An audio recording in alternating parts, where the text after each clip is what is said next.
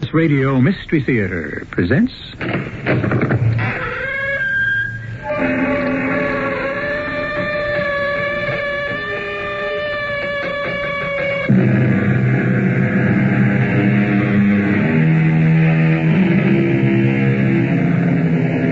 Come in. Welcome. I'm E.G. Marshall. How well are you plugged into your world? I don't mean the world around you, outside of you. I mean your own private world, the one inside of you. Most men and women are content enough to take themselves as they find themselves. But some, either running from the world outside or searching for the one within, seek new frontiers, far more dangerous than even the boundaries of space, more exotic than the mysteries of the ancient East. If your wife has turned to someone else, why not do the same, George? Not really, Serena. What does that mean? It means if she has, then first I must kill them both.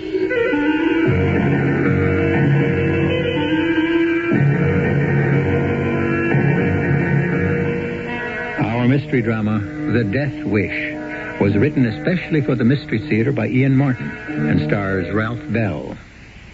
It is sponsored in part by True Value Hardware Stores. I'll be back shortly with Act One.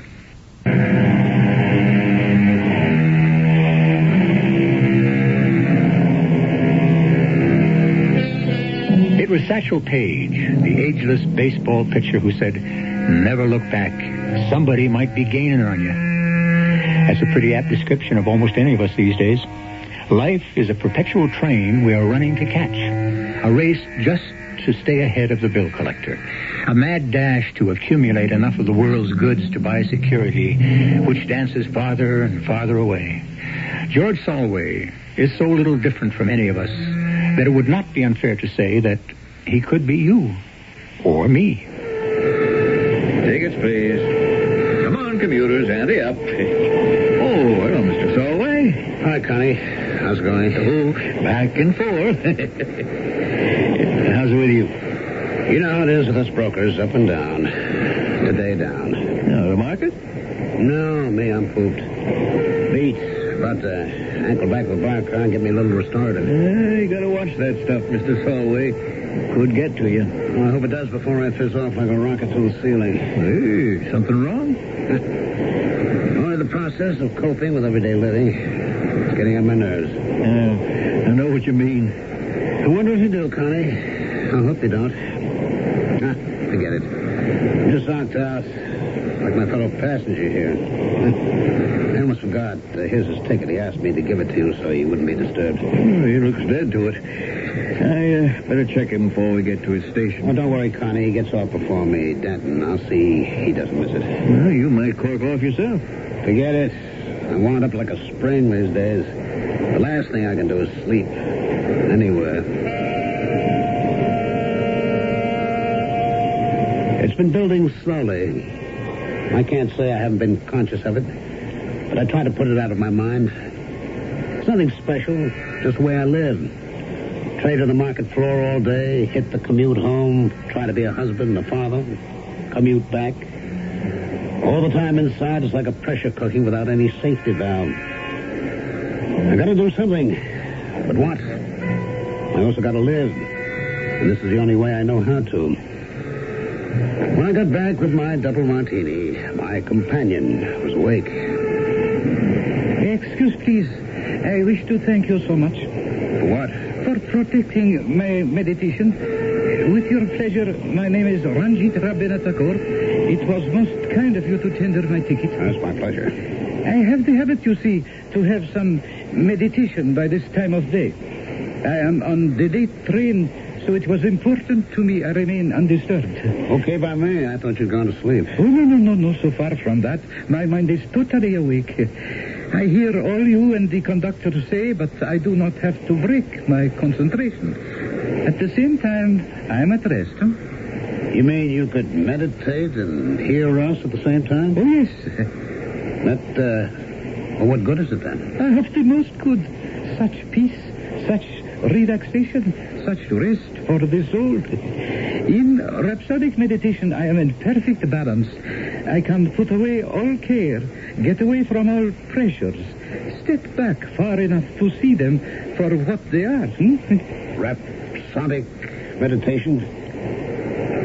What is that? One of those new religions? No religion at all, my dear man. Pure common sense. Yeah, sure. What works for you doesn't necessarily work for me, though. I have never suggested it might. I only answered your questions. Oh, sure. But, you'll excuse me if I stick to the old fruit of the vine to get me back off the ceiling? To each his own, as long as it works. But I think one is a negative approach, and the other a positive. May I give you my card? Sure, but what for?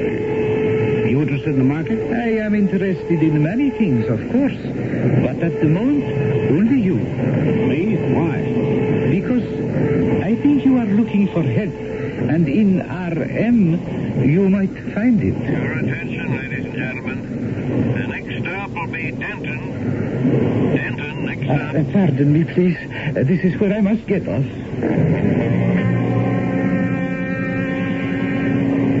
Strange character. And yet I'd give a lot to be as calm as he seemed to be. Crazy.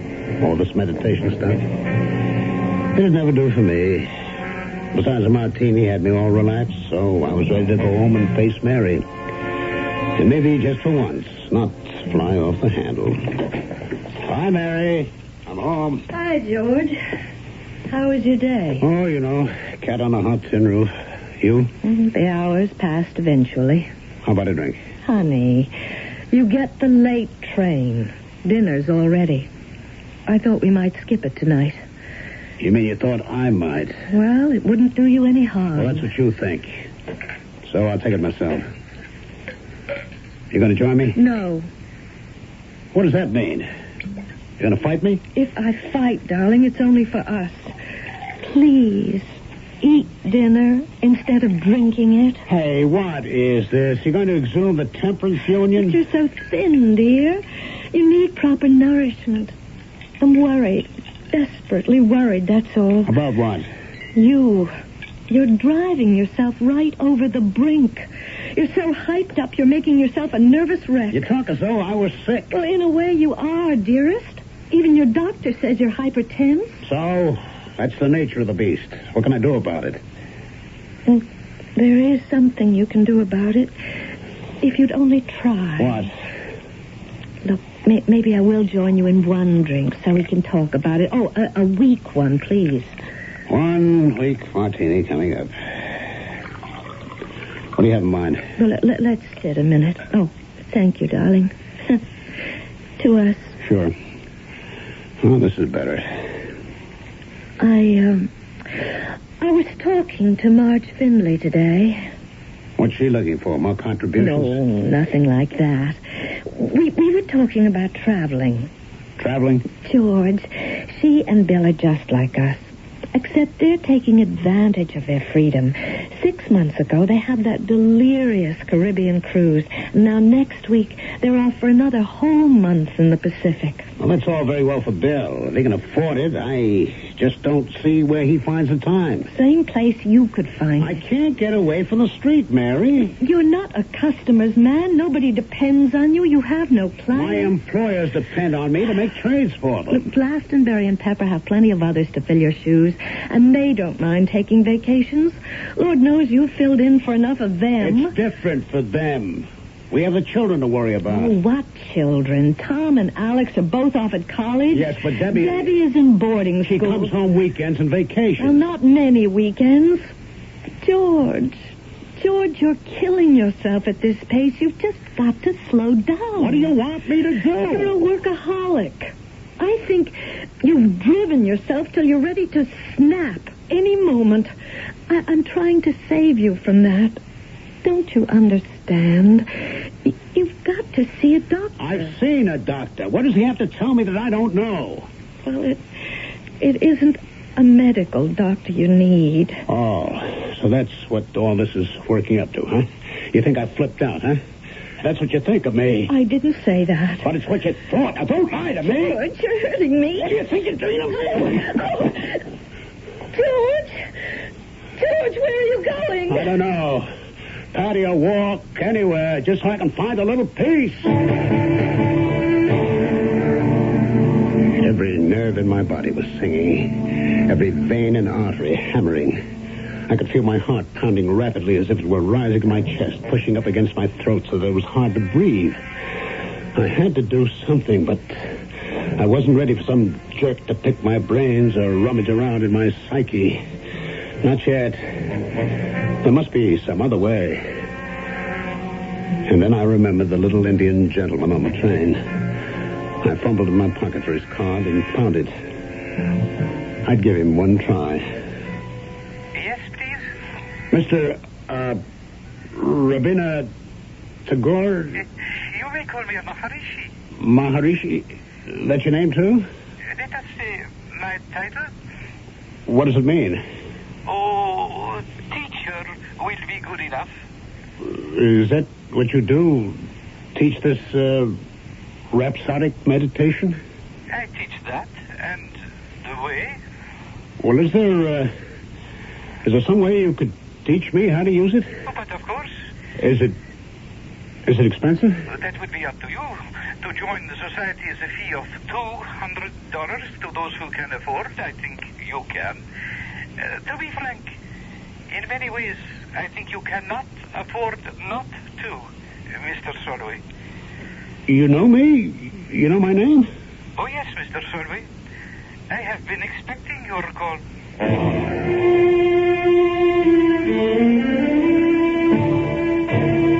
It seemed that the Maharishi operated out of his house in Denton, so I had to make an appointment for late Friday afternoon. I felt better making it. At least I'd taken some step to relieve my tensions, but I'd reckoned without Mary, who had the same object in view. Hi, Mary, it's me. George, we're out on the patio. We? I'll be right there. I didn't expect you home so soon, George. I have an appointment in Denton. I wanted to pick up a car so I could drive back. I hope I'm not butting in. I didn't know you were expecting company. Well, I wasn't. I mean, well, look who just dropped in. This is Phil Egan. Oh, I don't believe I've had the pleasure. Well, you haven't met, but heavens knows you've heard me talk about him enough. Phil and I went to high school together. Not the same class. I think I was 2 grades ahead. How do you do, Mr. Solway? How are you? Would you like to join us for a drink, darling? No, thanks. I've got to be on my way to my appointment. Don't let me break up the party. No party. Your wife and I were just renewing old acquaintance. Yeah, so I see. Don't let me stand in the way. I have to bow out anyway. Oh, George, you don't understand. He's your guest, yes. You take care of him. I have my own problems. What? Where are you going? Oh, that's my secret. It's only fair, isn't it, since you seem to have some of your own? I'll be back for dinner. There is going to be dinner. Of course. The last thing I needed was to meet the man that Mary might have married. Would have until she met me. Philip Egan. Meeting him at last, I had only one blind desire. To kill him. Wipe him out forever.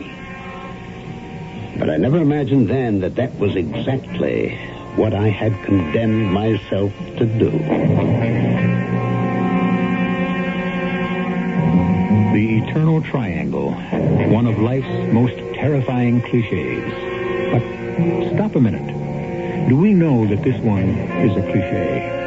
Or are there angles within angles that may change the shape of things to come? Can rhapsodic meditation bring George Solway a peace that may not passeth understanding, but at least may bring understanding itself? Or will it start him on a voyage within himself that will lead him to a whirlpool of disaster? I shall return shortly with Act 2.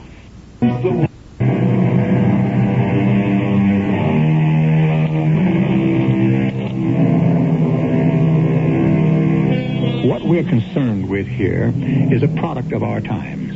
A man pushed by the circumstances of his lifestyle to the end of his control. A man afflicted by one of the most prevalent diseases of our century, the silent killer, hypertension. Not the least of this condition's results is that it not always only kills, but may develop into something far worse.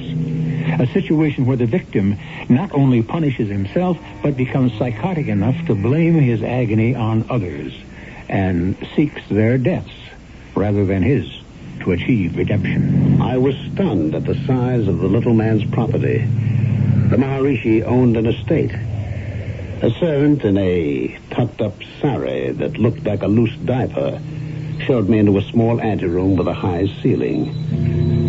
I waited there for a long while with some sort of bells chiming steadily deep in the house and the room heavy with incense. I was more than half asleep when the Maharishi came. Not in Western clothes now, but in a long flowing robe which made him seem taller and more impressive. Greetings, my friend, Mr. Solway. Pretty impressive place you have here. And not me, Mr. Solway.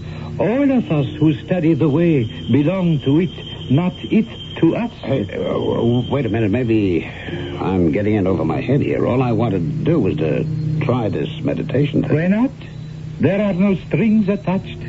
But we've got kind of a whole thing going here. I mean, like a religion. If we want to progress beyond the meditation, that is your election. No one will pressurise you to do so. Only 3 things are asked. What? That you pay the initiation fee which you have, that you promise to try to use this gift for what it is, and never try to make it something it is not, and that you keep the word of the mantra we give you a secret known only to yourself. Well, sure. I agree. But do you think this will work for me? That is a question only you yourself can answer. Come, let us see what it means for you. It was a room shrouded in darkness, with flowers all around, and a scent of incense everywhere.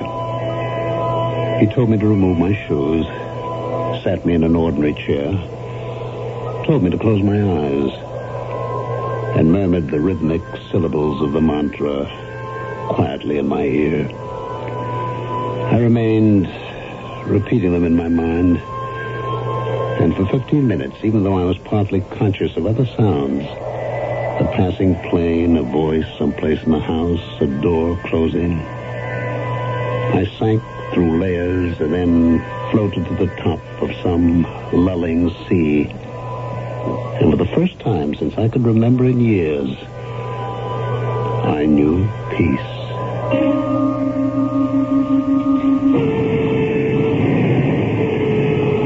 We are just leaving East Williston. Pembroke is the next stop. Passengers in front 2 cars will please come back to 3rd car to depart for Pembroke. Pembroke is the next station stop. Hey, George, you awake? We got to track back a couple of cars. I wasn't asleep. I was testing something I learned last night. Rhapsodic meditation. Okay. I just want you right on up to Middleton. It happened to me last week and was my old woman sore at me by the time I got back. I was meditating. You can lose everything while you're in meditation. There are no thoughts. Just a soft blank. A warm nothingness. A blanket of forgetfulness. You can't talk to Max Berger. He has to put down everything he hears. That's why he's not well liked. Still, it's difficult to talk about RM to anyone. Even my wife. More coffee, George? Oh, this'll do. It's almost train time.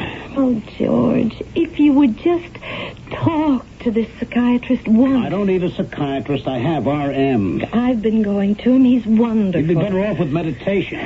It's a heck of a lot cheaper. Look, we don't have to worry about money, George. Which is exactly why I want you to stay out of the clutches of some head shrink. That is a terrible thing to say.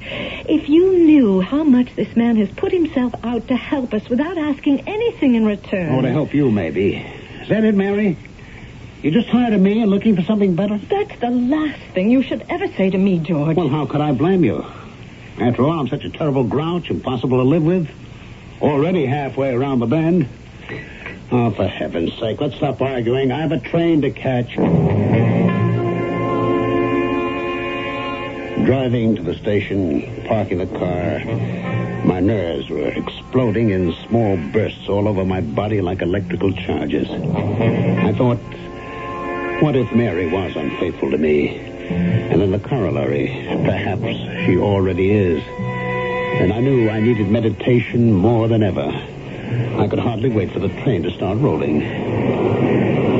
So tell me, George, how were the dreams last night? Getting better all the time? I don't dream, Max. At least I try not to. It's nightmare time. Yeah, I know what you mean. The way things go sometimes, there's just no escape. Well, I found one. Huh? Oh, you mean that meditation gimmick. Hey, how is that? You meet any luscious dames while you're daydreaming? No, that's not the object, and it isn't daydreaming. Well, whatever it is. No dames? No. Well, you can bet if I went in for it, that's what would tease me into suspended animation. Oh, knock it off, will you, Max? Oh, pardon me. You take this thing seriously. Yes, I do. So what do you get out of it? Peace. Relaxation. I sat back, letting my hands fall on my knees. I started the rhythmic cadence of my mantra running through my head. Although I could still hear the rattle of the train, it had ceased to be part of my consciousness. I was in a warm, encircling sea, spinning gently but insistently to the vortex in the center. I was content. There was no fear. And then the voice was calling. George?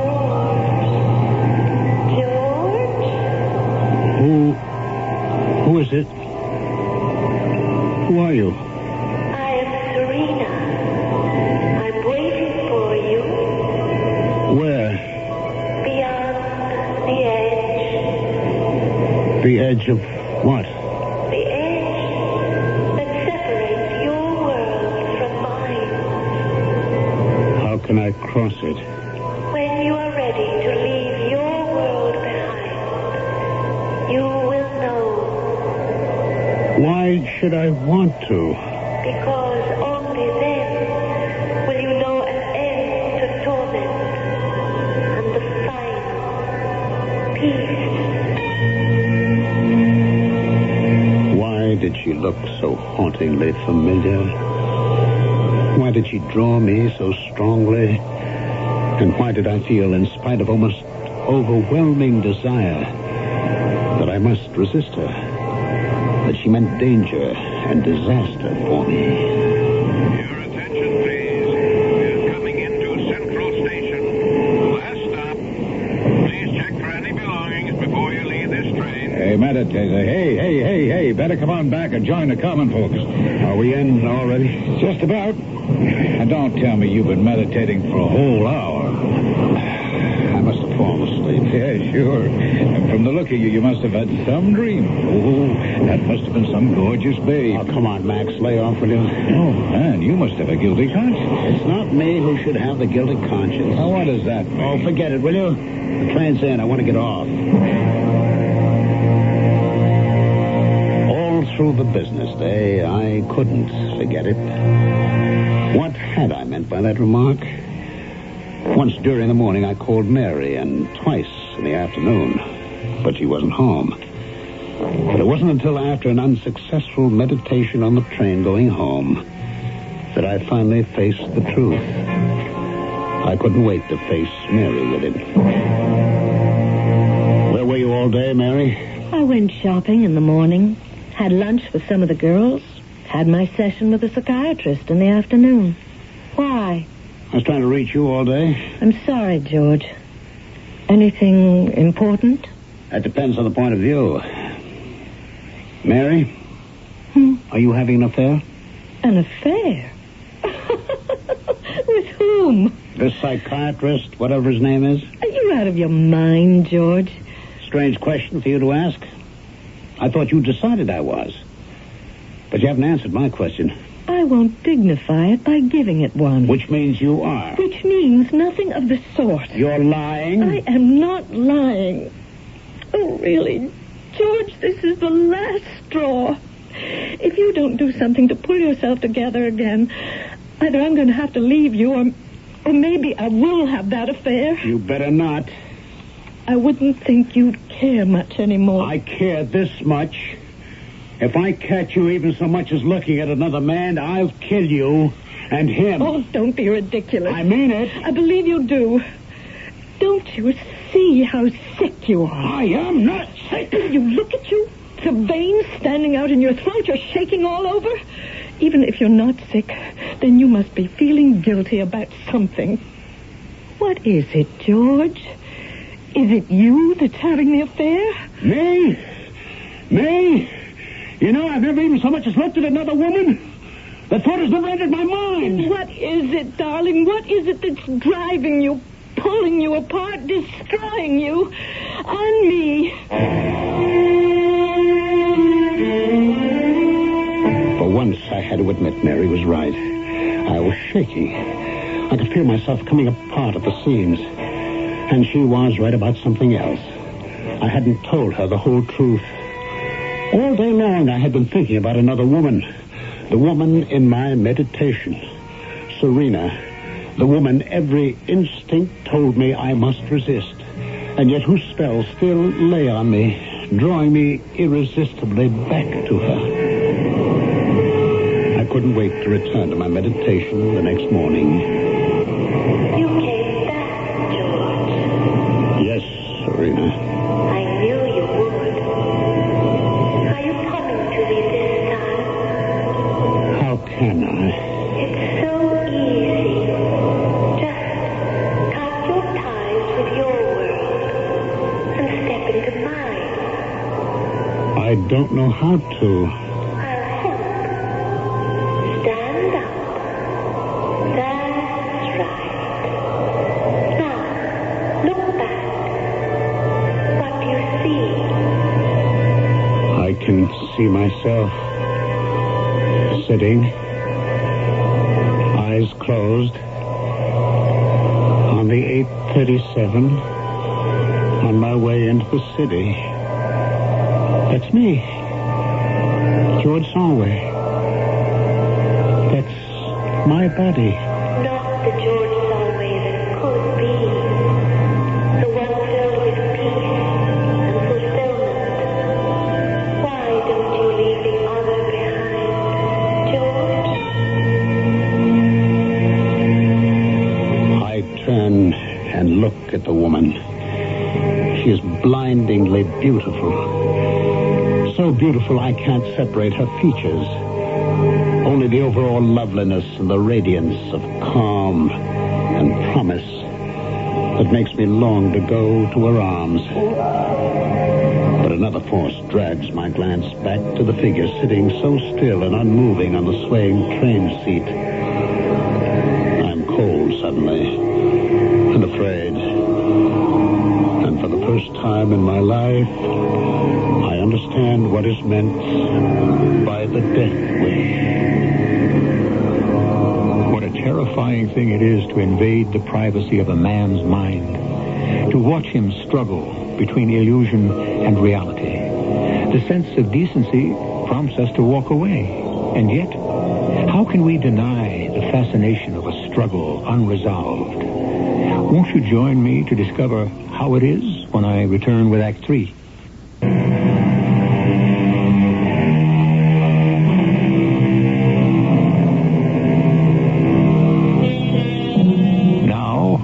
Return again to the haunted chambers of George Solway's mind as he rides in suspended animation on his morning commuter's train. He hangs in a half-world between the bright promise of illusion and the black, stark reality of his crumbling personal life. Which way should he reach? For the blessed anodyne of total nothingness and a shadowy world of release from pain? Or the old world, which has become as agonizing as the tortures of the rack? Let us find out. I'm waiting, George. I'm afraid, Serena. There's nothing to be afraid of.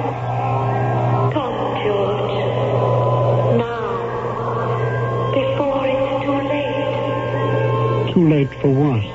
To take me in your arms, hold me, possess me, make me your own. I can't, Serena. I have a wife. I know. I can't leave her. Why not? She doesn't love you anymore. No. The way I've been lately, I could hardly blame her if she's turned to someone. And has she? I don't know. I'm afraid. I think she has. What's sauce for the goose is sauce for the gander. If she has, why don't you do the same? No, not first.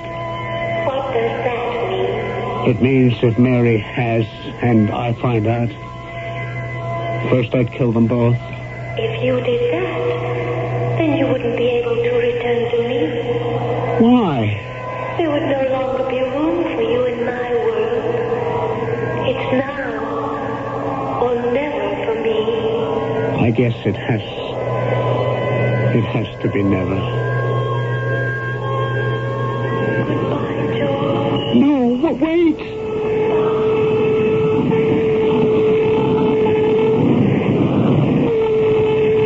She was gone. I took some steps after her, but she was swallowed in the mist. Quickly, shakily, I stumbled back to where my body lay like a wax doll on the train seat. In sudden weakness, I reached for the armor of its protection, collapsing into it and coming awake with a roaring in my head, my mouth dry and burning. It was an endless day of the exchange. By the closing bell, my head was one solid, dull ache. I couldn't wait to get to the train and go back into meditation. It was strange. I dropped quickly away into nothingness, but as soon as I reached that plane, I found myself leaving my body easily and quickly. I roamed endlessly, free of the shackles of my aching head and twitching nerves. There was no time. It could have been a week, a day, an eternity. It was a shock to get home and find no Mary waiting for me. A shock that turned quickly into a nail-biting fury that drove me straight to the bar.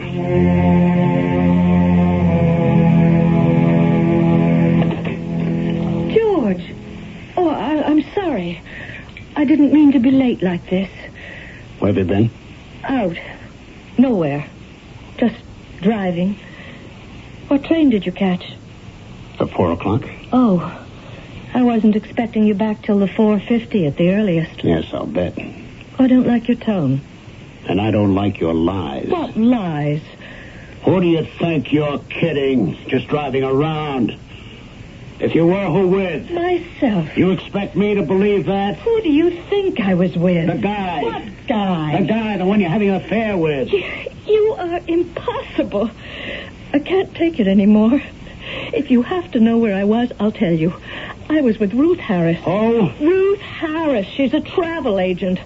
I was talking with her about going away for a couple of weeks so I could get hold of myself. And maybe you could do the same. Your dinner's on the stove. You can heat it yourself. I'll leave breakfast in the morning. Where are you going? Upstairs to get my stuff and move it into the guest room. I have had all I can take. I had a lousy night. Couldn't sleep. By morning, I was ready to break down the door of the guest room. Then I had a better idea. I clumped downstairs, took a noisy breakfast, which I didn't eat, and left for the station by car at my usual time. But I didn't go to the station. I parked at the nearest shopping mall and walked back to the house. I found a place in the shrubbery where I could watch the front door and settle down to wait.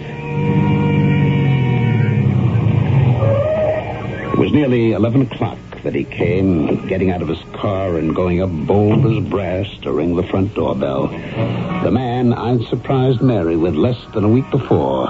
Something Egan. Oh, yeah. Philip. That was it. Oh, Phil, it's you. I've been frantic waiting. I came as soon as I could. Oh, you don't know how wonderful it is to see you. All right, Mary, take it easy. I can't anymore. This thing has got to be settled, Phil. I can't live with it anymore. Mary. What? Look at me, dear. Now, simmer down. We'll find a way to settle it. Let's go inside now, shall we? I'd seen it. I'd seen the proof. But for a moment, I couldn't believe it. I was being driven to murder.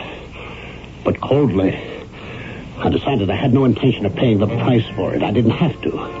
The just punishment for their treachery to me could be meted out while I was miles away from the scene and securely alibied. I turned and headed for the railroad station. Wait. Hello, Mr. Solway. You are taking a very late train, I see. Oh, Maharishi. Yes, I had some business that detained me at home. And I have some that takes me from Miles. May I join you? Well, yeah, sure, why not? Thank you so much. Tell me, are you meditating regularly? I sure am. Has it brought you relaxation? Yeah, in its own way. Would you excuse me? I usually meditate on the train. Oh, but of course. I have still my morning paper to read. For what I had in mind, that couldn't suit me better. An eyewitness. My presence on a train miles away from my house, established as an unshakable alibi, and an opportunity to prove the incontrovertibility, whether or not my wife was cheating on me, before I killed her and her lover. With no effort, I stepped away from my body to become my astral self. In almost an instant, I stepped through space and time to my house, climbing the stairs to our bedroom. It was just as I suspected. Mary was already in bed, the man seated beside her, smoothing back her hair from her forehead. I feel so cold. Hold me just a minute. Please, Phil. All right. But I hope you're not going to change your mind. No. I won't back out now. I see that he's got to go. I didn't have to hear anymore. It was beyond revenge. It was my life or theirs. I turned to the table drawer on the opposite side of the bed, knowing they couldn't see me. I took out the revolver we kept there for household protection. And even knowing they couldn't hear me, I had to say the words, "Die, die, both of you. I have no life left."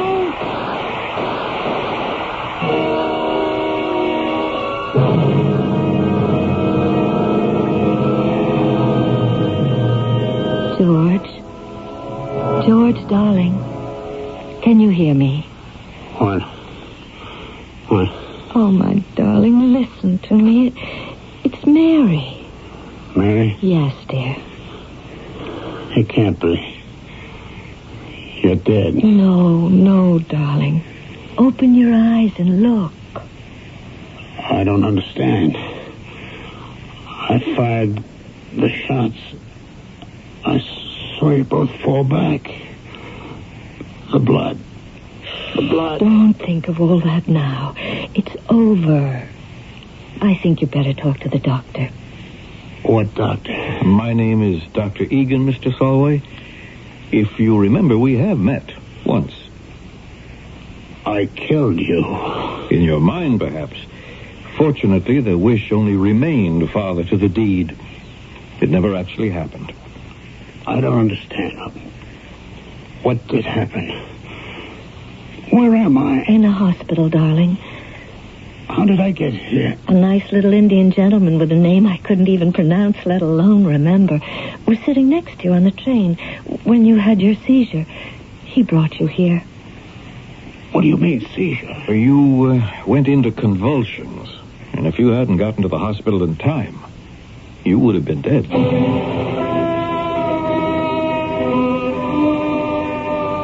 I still don't understand, Phil. It wasn't just hypertension. No, that was a result, not a cause. But what was the cause? Well, that was the difficult thing to pin down.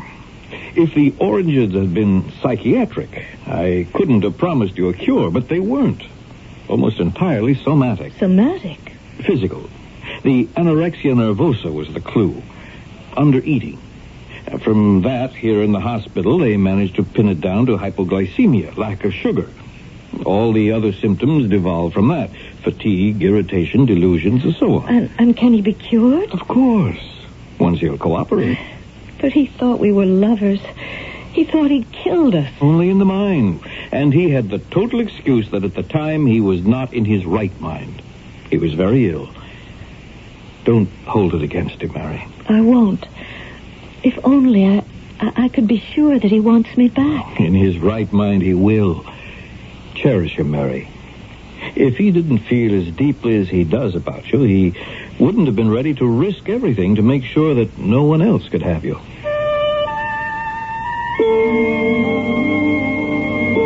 I do a lot of meditating these days. Oh, not the rhapsodical kind. I don't need any magic or mantras to daydream where I am with Mary. It's par for the course on the island of Maui, where the waves break on the shore, then form again to run backwards to the horizon. There's something to this traveling after all, and taking a long break every so often, no matter what it costs. Why didn't I find it out sooner?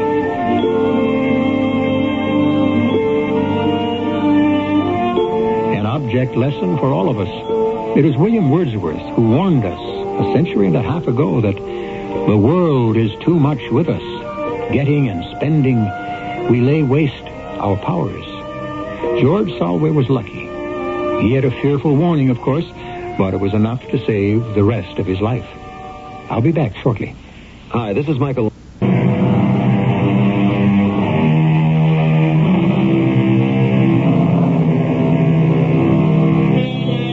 The pace of life today is inexorable. We're all in danger of being driven faster than we have the physique, physical as well as mental, to ride the treadmill. What's the answer if one falters or fails? Stop the world because we want to get off? That's scarcely practical. But how about just getting off? Stop yourself and let the world go on until you're ready to catch up. Impossible? Impractical? It's an individual choice. It's a matter of what values you place upon life and the living of it. Our cast included Ralph Bell, Carol Teitel, William Griffith, and Ian Martin. The entire production was under the direction of Hyman Brown. This is E.G. Marshall inviting you to return to our Mystery Theater for another adventure in the macabre. Until next time, pleasant dreams.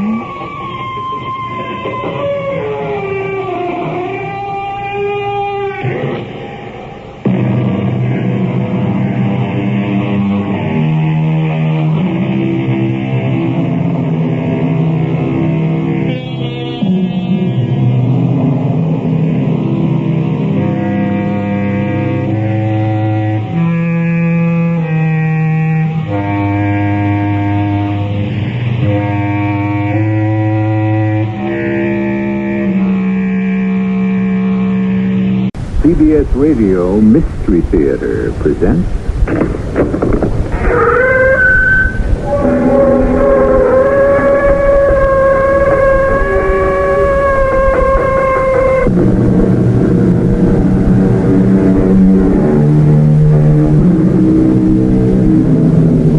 Come in. Welcome. I'm E.G. Marshall. The young soldiers fret and worry about the bullet that has their number on it. But it doesn't bother the old soldiers at all. They can feel fatalistic about and resign to the bullet that has their number. The one that really worries them is the bullet that's labeled "To whom it may concern." Don't come near me. Rebecca, what are you saying? Keep away. But I love you. Leave here. No. But we're going to get married. Go away before I cause something terrible to happen. Oh, darling, how come you cause something terrible? Believe me, it will be horrible. A fire. Rebecca. A flood. What do you say? An earthquake. Listen.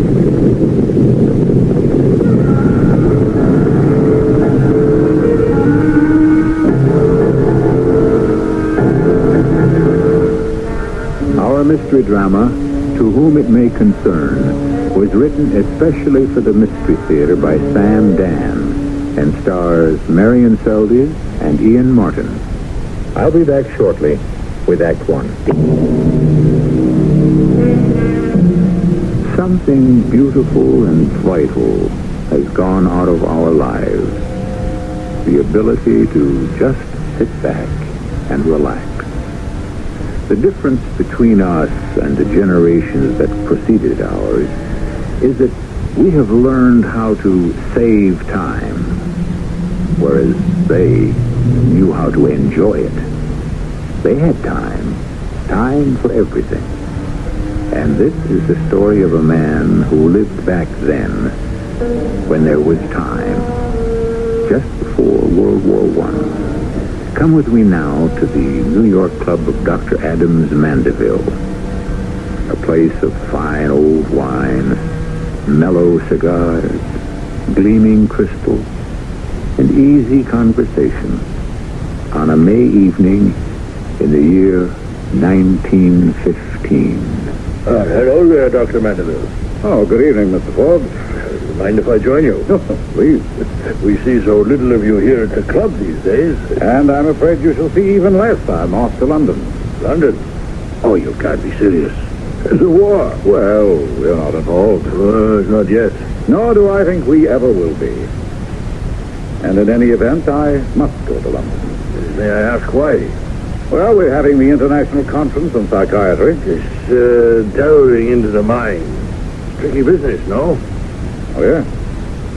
Does it, well, can it help your patients?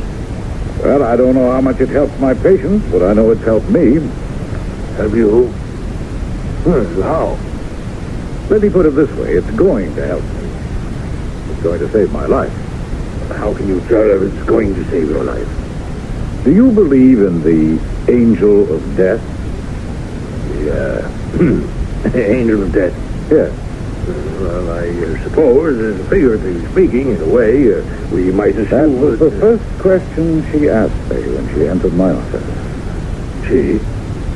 Mrs. Rebecca Orne, a widow, most beautiful woman. Well, when I say woman, I mean a woman of almost 40, when the fair sex are in the glorious August of their beauty, a fully realized woman. Well, I must say, this doesn't sound like a doctor speaking. Well, doctors are also men. It was a month ago.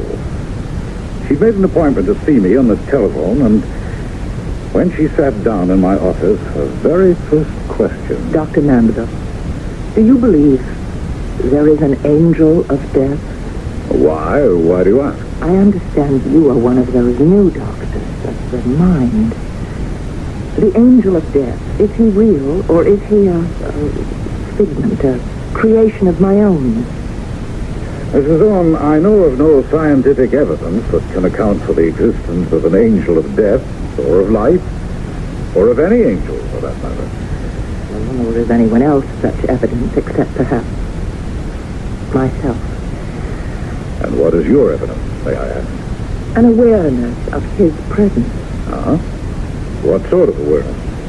Feeling that I'm not alone. Awareness, feeling, but is there anything tangible? It's tangible enough to me. The word tangible literally means something that can be touched.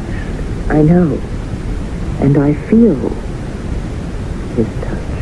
Where? Oh, this may sound indelicate. I feel his touch all over my body. Yes?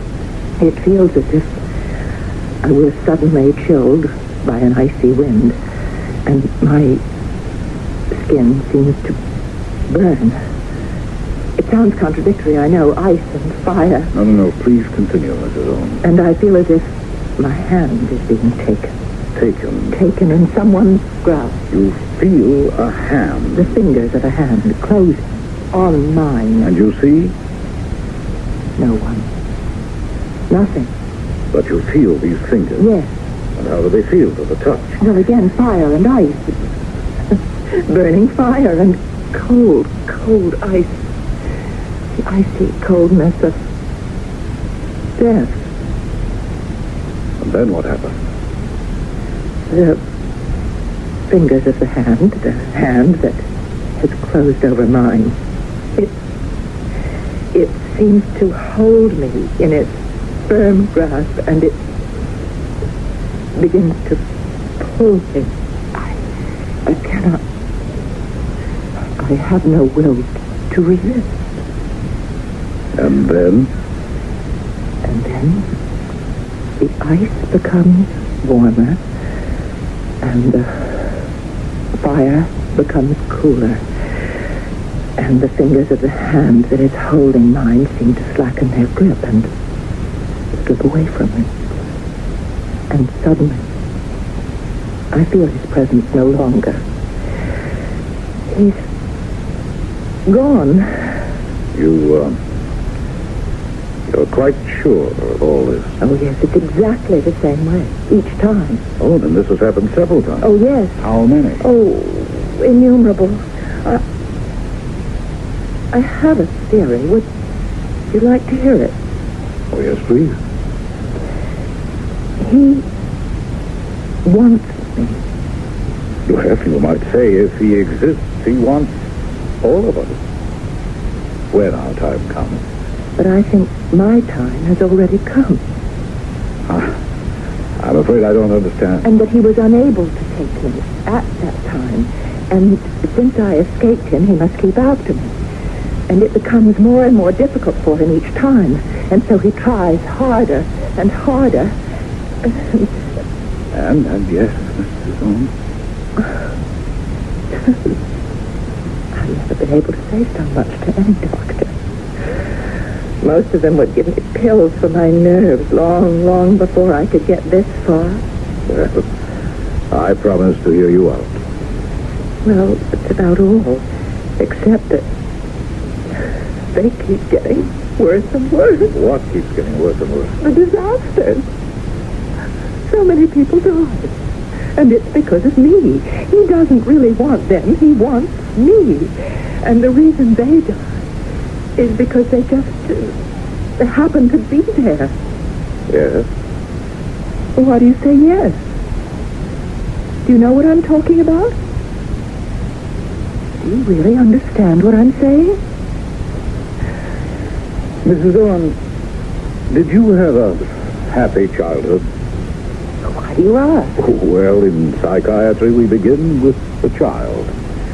Well, that makes sense. Yes. Well, it all began with my childhood. That was when he first came for me. When who came for you? Well, who have we been talking about? The angel of death. Oh, yes, of course. And that's when I felt his grasp for the first time. It happened when I was 5 years old. We were living in Johnstown, Pennsylvania. Johnstown, Pennsylvania. Now, that name seems familiar. I'll never forget. I was in the kitchen of our house. We had a farm, a big farm, about 500 acres. And I remember there was an argument. Mama and Papa were having a fight. It was about the South Fork Fishing and Hunting Club. These were the very wealthy men who owned the property where the dam was located. Now, Mama, be reasonable. Be reasonable? Have you lost your mind? No, I haven't lost my mind. What's more, it's a found $100. Well, I don't want that money. You post the no hunting signs this year like every other year. Mama, it's just for 10 days, and the only ones who'll be allowed to hunt are members of the club. Look, I won't have people tramping all up and down the property, firing off guns every which way. Mama, these are all millionaires, rich men. They have a lot of respect for private property. And they know how to hunt very good, too. Well, don't they have all that property of their own around the dam? Wait, you know that over by the South 40 is where all the deer trails cross? Yeah, and another thing. I'm against killing poor dumb animals. And so am I. But for $100... Now, what about Rebecca? Rebecca? She goes running around the woods all the time. Now, with all them hunters shooting away, Well, so, for the next 10 days, you gotta keep her in the house. how can I keep the child cooped up all day? $100. You better find a way to do it. No, I couldn't. Although she laid down the law in no uncertain terms, I was a restless child, filled with unlimited energy. I couldn't sit still. I always wanted to be where I wasn't. And so, one afternoon, when Mama stretched out for her nap, I was just out the door, running through the woods, happy the way only a child can be. And I heard a voice suddenly shout, "Look out, Andy!" But the voice was too late. There was a noise and a flash, and a dull blow against my chest. That was the first time I felt the icy cold and burning hot fingers close about my hand, and the gentle pull that urged me forward. And I heard a voice. Good Lord, Andy, you killed her. Look at the blood. The bullet went right through her chest, through her heart. Oh, she must be dead.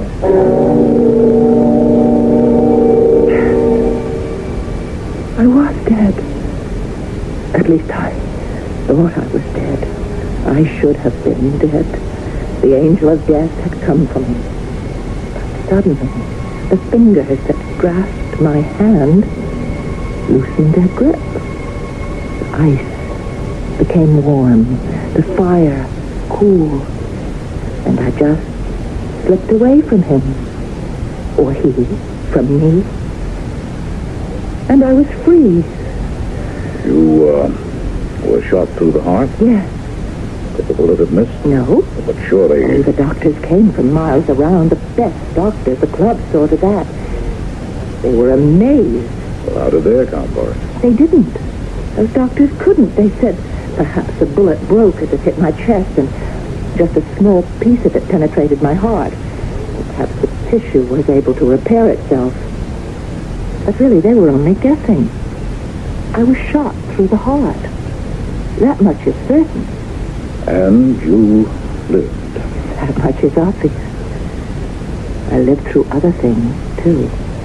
I was bitten by a copperhead a year or two later. Well, people do survive snake bites. Oh, rattlesnake bites sometimes. But very few folks are ever actually bitten by copperheads. And those that are... You're very lucky. Very imaginative. You know, you're a charming lady, Mrs. Holmes. May I ask why you have never remarried? Because I'm frightened. Of marriage? I believe I told you.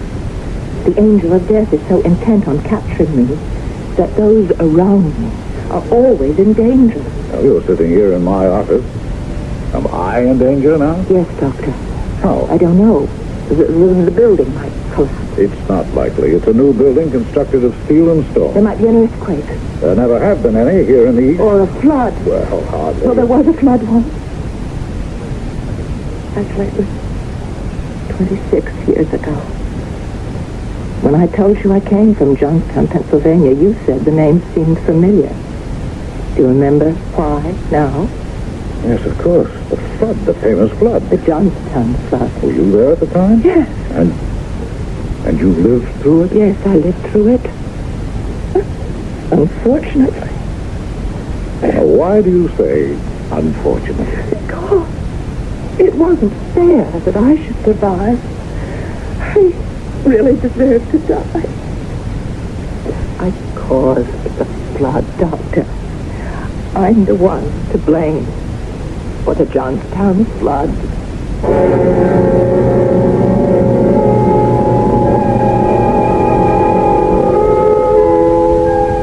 The Johnstown flood, May 31st, 1889. The dam across the Conemaugh River had become obsolete and inadequate.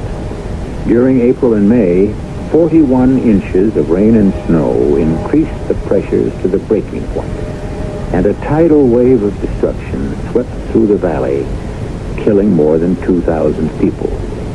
This is the historical fact. Now, if Mrs. Rebecca Owens has other information, we owe her the courtesy of a hearing. in Act 2.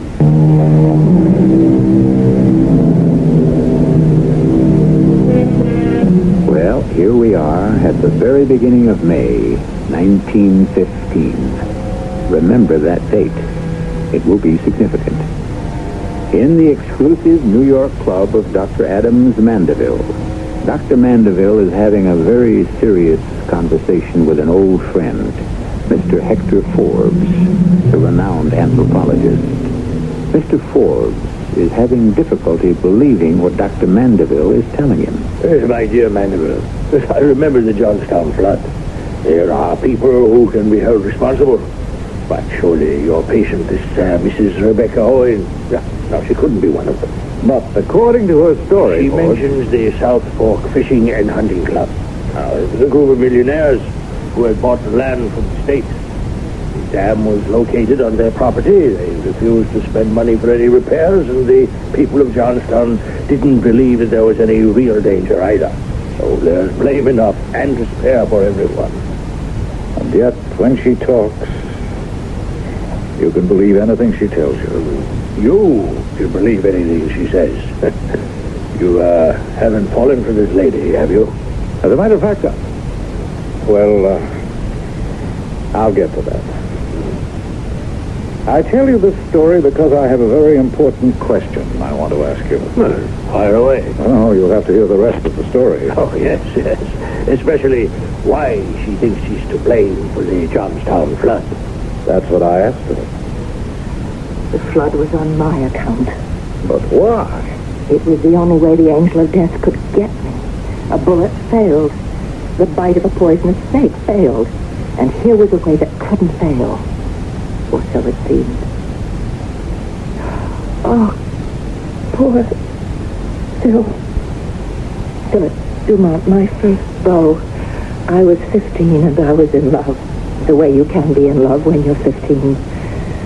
We were out walking. It was the last day of May. Beautiful afternoon. What time is it, Phil? 10 minutes after 4. Why? I would like this moment to last forever. This is the supreme moment. This is the happiest moment of my life. Of mine, too. Everything's so perfect. What's that? Thunder, most likely. Thunder doesn't sound like that. Sure it does. No, it doesn't. You hear a loud peal of thunder, and then it fades, and then you hear another. It's getting louder. Rebecca, look! No! It's a wave! It's water! It's high as a house! High as a mountain! It's coming at us! Run, Phil, run! Run, where? It's going to drown us! It's burning his hand, his icy hand! The angel of death is holding me! He's holding me! He's holding me, Bill! No one came. An enormous mountain of water traveling at breakneck speed was sweeping everything in its path. Rocks, trees, animals, houses. Nothing could live that stood in its path. But somehow, I lived. I don't know why. I don't know how. I was surrounded by hundreds of the dead. But I survived. Once again, the fire became cold and the ice warm, and his fingers fell away. Why? I don't know. Poor Phil. He was with me. And more than 2,000 of us. Was it my fault? Oh, of course not. And how do you explain the fire? The fire? The fire in Chicago. That was only 12 years ago. That dreadful conflagration in the Iroquois Theater. Oh, yes, of course I remember that. We'd moved to Chicago. Mom and Papa had survived the flood only because they'd gone to Pittsburgh to visit my grandmother. So there was nothing left for us in Johnstown, and Papa was offered a job at Chicago. Didn't matter to me. After the flood, I was like one in a dream. I just stayed in the house, in my room. I went nowhere. I saw no one. Oh, Papa, you must do something about that girl. Me? Well, she won't listen to me. Well, take her to a doctor. Oh, hasn't she seen enough doctors? Well, what do you want? She'll be 28 years old. Make it 30. That's even worse. She'll spend the rest of her life this way, an old maid. Some girls, they don't get married. It's their fate. Well, it's not going to be her fate. You have to fight it. Get your coat and hat, young lady. Papa, You can't shut out the world forever. We're going to the theater. I don't want to. You know why? Because it's medicine. The pills you get from the doctors don't help, so I know another kind of doctor. His name is Eddie Foy, and his cure is a good laugh. But I'm not in the mood. You're going to turn down a chance to see Eddie Foy and Mr. Bluebeard? You know how hard it was to get tickets? Please, Papa. No. Up, out. He was right. The minute I stepped into that theater, a great weight seemed to disappear from my heart. I felt useful and carefree. The music, the dances, the jokes. I was laughing and applauding, and then suddenly, in the very midst of it, at the very height of it, I felt the fingers of my arms, the icy fingers, the burning fingers. And I said, no, what do you want with me now? What will you do to me here? Please.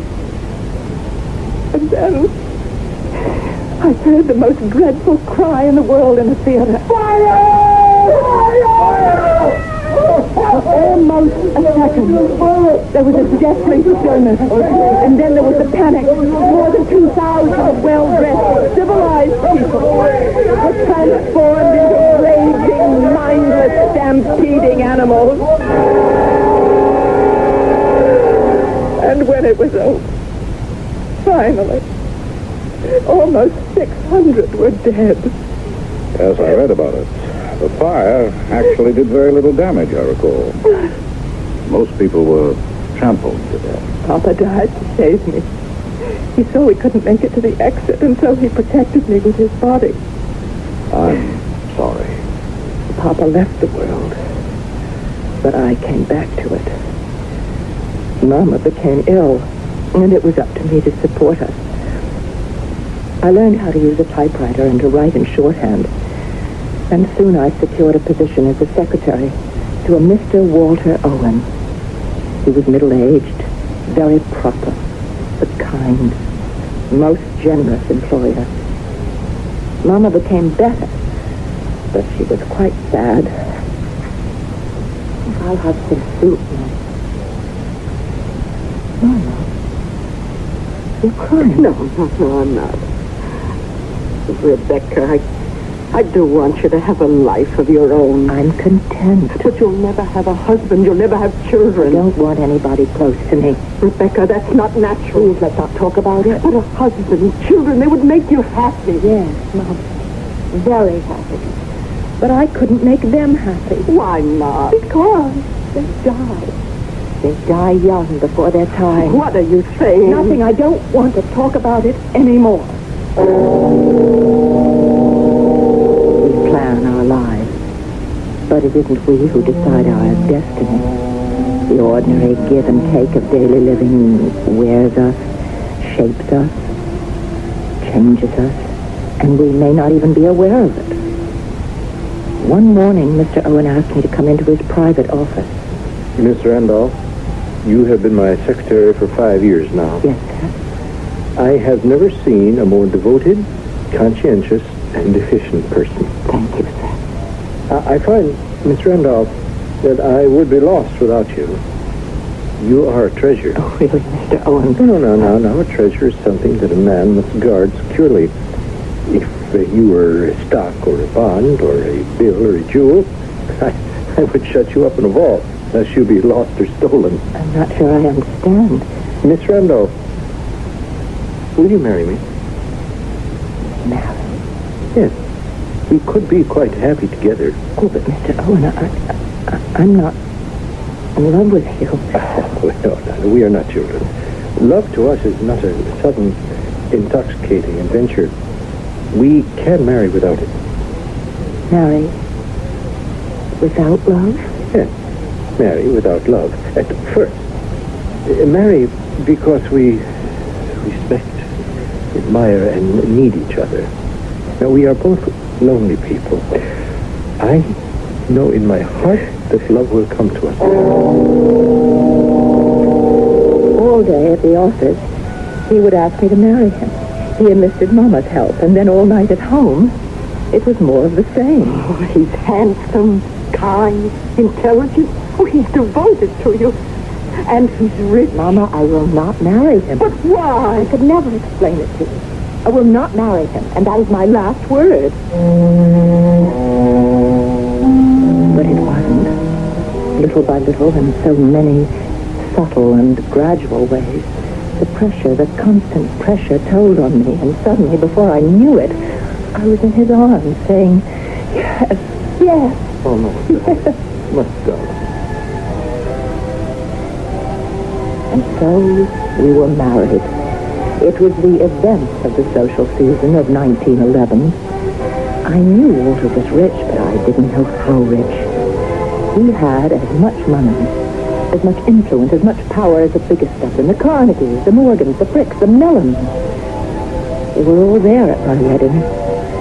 Mr. Andrew Carnegie himself took my hand and wished me well. Kindly-looking man. And suddenly, I knew I had seen him before. I heard a voice. The same voice I had heard 38 years before when I was a little girl on my father's farm in Johnstown, Pennsylvania. Look out, Andy! Look out! Oh, good Lord, Andy, you killed her! The South Fork Fishing and Hunting Club, the Millionaires Club. All these great men were members of that club. And they might have been out hunting the day the dam burst, when I was 5 years old. Andy, the man who had evoked the warning, the man who had accidentally fired the shot. And could he have been Andrew Carnegie? I looked into his eyes. I couldn't tell. My dearest, may I present Mr. Andrew Carnegie? I'm honored, Mr. Carnegie. Oh, such a sweet lass, Walter. She's a treasure. Yes, I think so. Hey, do you know, dear Mrs. Owen, it seems to me you look familiar. Do I, sir? Yeah, I have seen you before. Or is it perhaps an old man's livery? Well, be happy, both of you. No, be happy. Yes, we have met before. On my father's land in Johnstown, Pennsylvania, when I was a little farm girl. But somehow that seems out of place. And as I looked at Mr. Carnegie, and at Walter, and at all the other giants, I realized I was no longer afraid of anything. I belonged to one of these men. We went to Europe on our honeymoon. We saw palaces in Italy and castles in Spain. We waltzed in Vienna, marveled at the Louvre. And finally I decided to come home. I was so happy. Yes, I can imagine. I was happy, but I was also apprehensive. Why? When I was never really able to free myself completely of my fear. So I dreaded the trip home.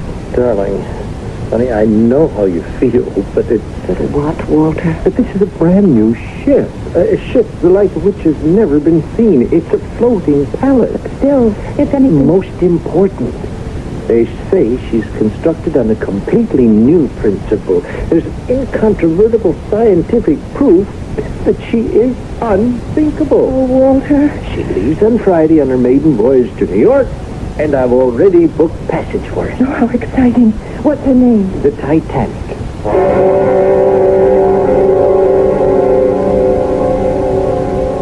On April 15th, 1912, a minute before midnight, the Titanic struck a killer iceberg some 2,000 miles from New York, with the loss of some 1,500 lives.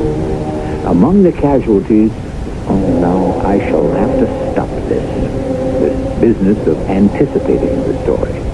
We still have a third act.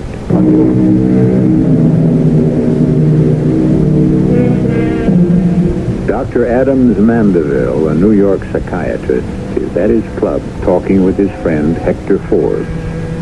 The subject of the discussion is, as you know, his patient, a woman named Mrs. Owen. And what can we say about Mrs. Owen other than she must be the victim of the most extraordinary string of coincidences in history? Are we perhaps, Doctor, in some psychic area?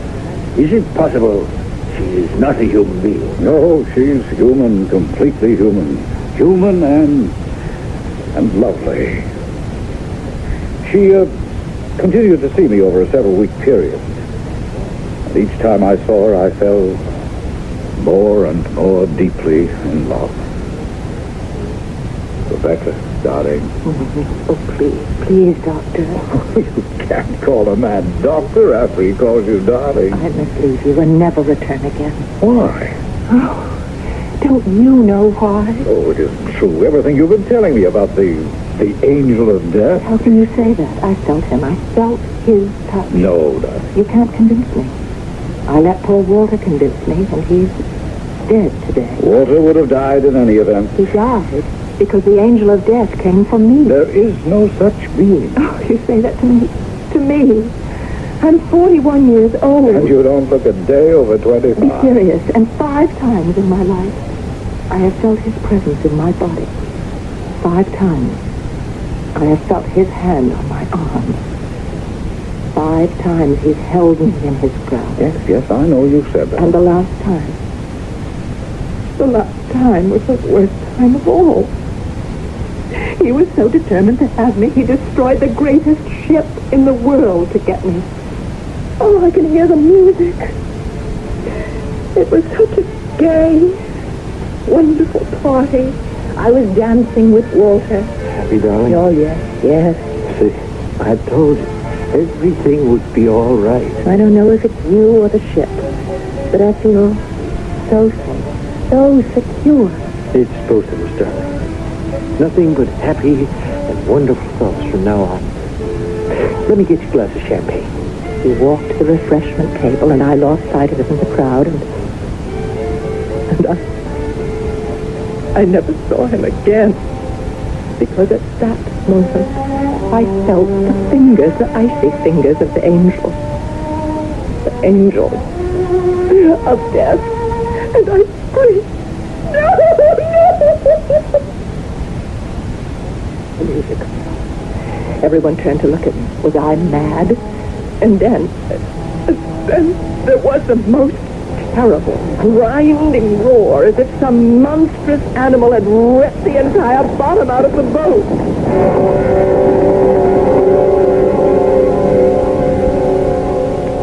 The next thing I remember, I was on board the rescue ship, Carpathia. But 1,500 others had died.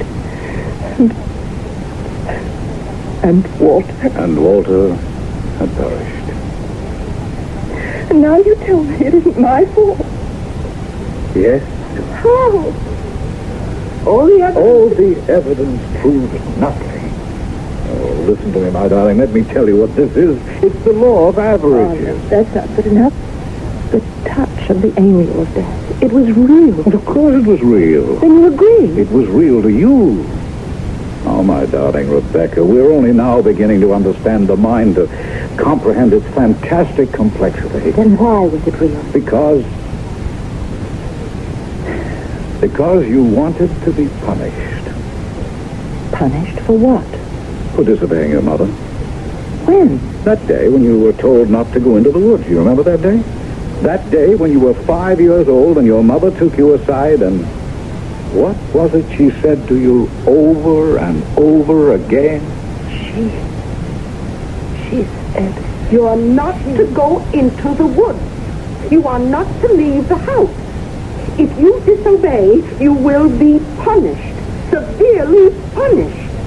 Punished. That's right. Punished. But you did disobey, didn't you? Yes. And Rebecca, you were not punished. And then because you were almost killed, you were rewarded. You were fussed over and coddled and spoiled.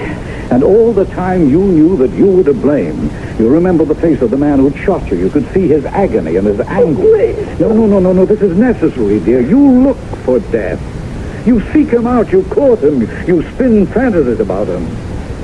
Oh, darling, there is no angel of death except in romantic mystery. But I... Face it, your whole world will be changed. I never looked at it that way. Oh, my darling. We'll go to England on our honeymoon. I'd like you to meet Mama. Oh, well, of course. Could you leave now? I bought Mama a house in Ossining. It's up on the Hudson River. Oh, let's tell her today. Well, certainly.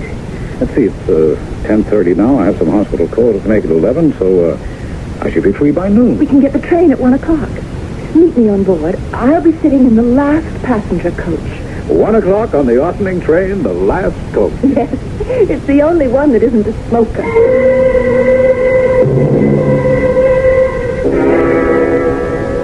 That was 2 weeks ago, Forbes. Well, evidently you made the trip in good shape. I see you're here and none the worse. You don't know what happened 2 weeks ago on the railroad. You see, I was delayed at the hospital, and when I arrived at the station, the train had already pulled out. You missed it, yes. Yes, and the train had traveled some 25 miles to a place called Tarrytown when there was an accident. No, don't tell me. Yes, some switching instructions had gone wrong, and an express train plunged into the rear of the Ossining local. The rear car? It was completely demolished. There were 5 passengers, 4 were killed immediately. But the 5th, Rebecca, suffered only from shock and a very few superficial bruises. He exists. He is real.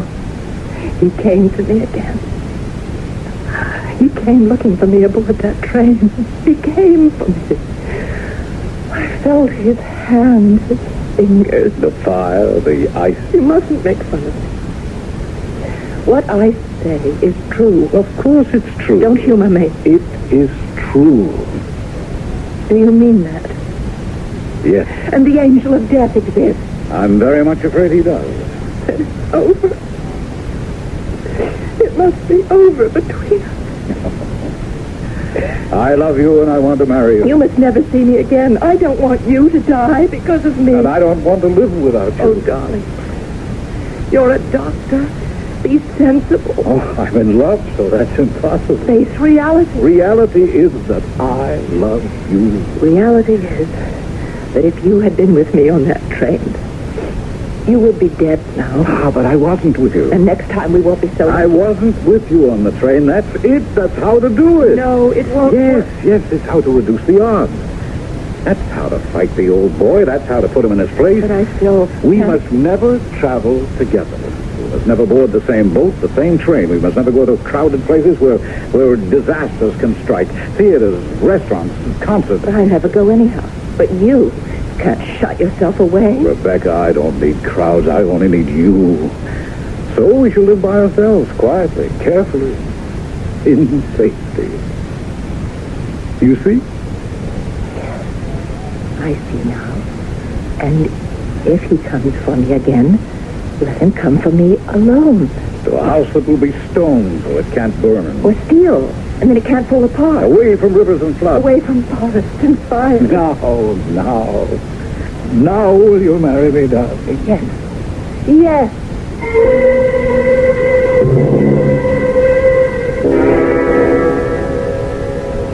Rebecca and I were married the day before yesterday. Well, congratulations.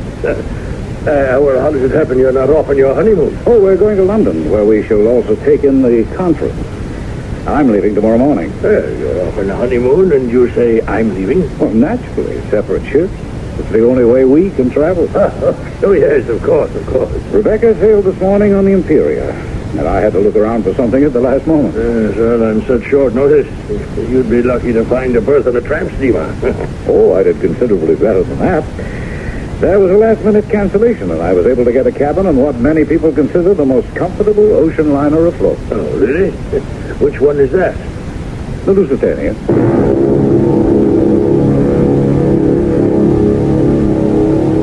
The Lusitania, on May 7th, 1915, at approximately 2 p.m., the German killer submarine, the U-20, fired its torpedoes into the Cunard liner Lusitania.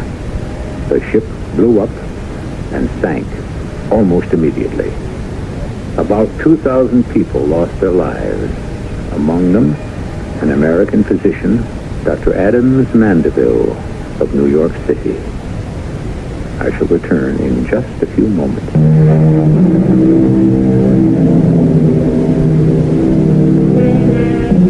The old soldiers, as we told you in the beginning, are worried mostly about the bullet marked, "To whom it may concern." That's because they know something few of us pause to consider. They realize how unpredictable is fate, how random is chance, how impersonal is providence, how hard it is to live, and how easy to die. And if life perplexes and puzzles you, take comfort. No one has been able to figure it out yet. Our cast included Marion Seldes, Ian Martin, Bryna Rayburn, Bob Dryden, and Earl Hammond. The entire production was under the direction of Hyman Brown. This is E.G. Marshall inviting you to return to our Mystery Theater for another adventure in the macabre. Until next time.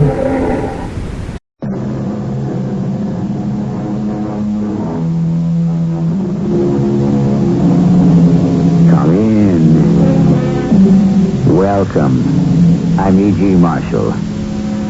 Many years ago, an elegant Englishman named Pierce Egan became the first journalist and historian of what he chose to call the fancy or the sweet science. Well, a thing of so much blood and sweat can hardly be fancy. And while there may be a certain science to it, sweet it never was. Still, boxing has fascinated millions of men and women ever since the early Greco-Roman pugilists fought literally to a finish. And all bouts, ancient or modern, must come to a finish, one way or another. All except the one that's coming up now. This one must go on forever. I want to confess to the murder of Danny Malloy, Lieutenant. Now, Jeannie, you know you didn't kill Danny. What do you mean I didn't kill him? Come on, Jeannie, you just didn't. I killed him.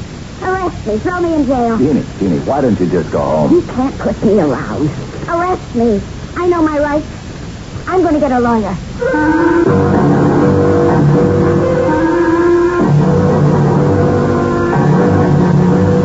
Our mystery drama, The Serpent of Saris, was written especially for the Mystery Theater by Sam Dan and stars Fred Gwynne.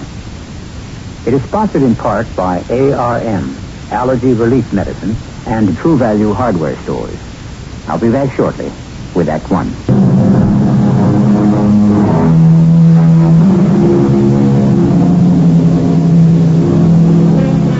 The roar of the crowd, the clang of the bell, the sharp tattoo of a flurry of punches, and the sudden drama as the referee counts a fallen fighter out.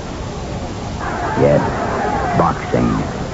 Love it, hate it, praise it as an expression of masculinity, denounce it as barbarism, but don't deny it weaves a spell. Why? Who knows? Perhaps the answer is so simple it defies analysis. Dapper Danny Malloy was a boxer. Lieutenant Jerry Roman was a detective. Yes, Dapper Danny was a boxer. I was a detective. The difference? I'm retired. Danny's dead. He's been dead, can it be 50 years? Sure. Jimmy Walker was mayor of New York. You remember Jimmy Walker? Well, those were the times. Not like today. Today you go for a walk on Broadway, it ain't what it used to be when I was a detective 50 years ago. Where are all the great restaurants, the great shows, the great stars, and the great fighters?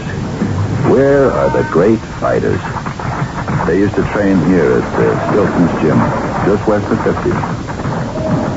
You could see them every day, punching the bag, skipping ropes, working out. Now, mostly empty, like some seedy, rundown, deserted cathedral. And Solly Stilton himself, very old, very gray, half in the world, half out of it. Hi, Solly. Who's that? Me, Jerry Roman. Oh, Jerry. Jerry the cop. Yeah. Kind of quiet today. No, they'll be here. They'll be around. It's at the box. Natural. Yeah. It's your day off, Jerry? Solly, I'm retired. It's been 15 years now. Oh, yeah. Where's the time go? It beats me. Yeah, well, maybe the time don't go nowhere. Maybe just stand still and we go, huh? It makes just as much sense one way as the other. You think it'll all come back one day, Jerry? Sure. I don't. Never say die, Solly. Matt, you're already dead. How can it come back? Yeah, they say the TV killed it. No. The kids themselves, they don't want it. They all want to get rich quick. They don't want to put in the work. They don't want to train. Yeah, that's how it goes. And the people don't want it neither. What's that? Huh? Oh, some kid working out. Yeah, they come in here now and then, but it ain't like it used to be. Hey, that kid. He don't look all bad. What did he weigh? 160. Nice build. Hey, who did he remind you of? Who? He's got the same black hair. Yeah, he even holds himself the same way. Yeah. Now that you mention it. Danny Malloy. Malloy. Dapper Danny Malloy. Malloy. Am I right? Hey, he shouldn't be here. Huh? Who shouldn't be here? What time is it? It's 2:30. You okay, Solly? He's fighting tonight in the garden. Who is? Dapper Danny. Against Soldier Davis. Wait a minute, Solly. Yeah, for the middleweight championship. Listen, Solly. Well, why ain't he in a hotel room resting up? Solly, it's not the... Solly, listen. Dapper Danny fought Soldier Davis 50 years ago, and both of them are dead today. So are all the guys in the fight crowd.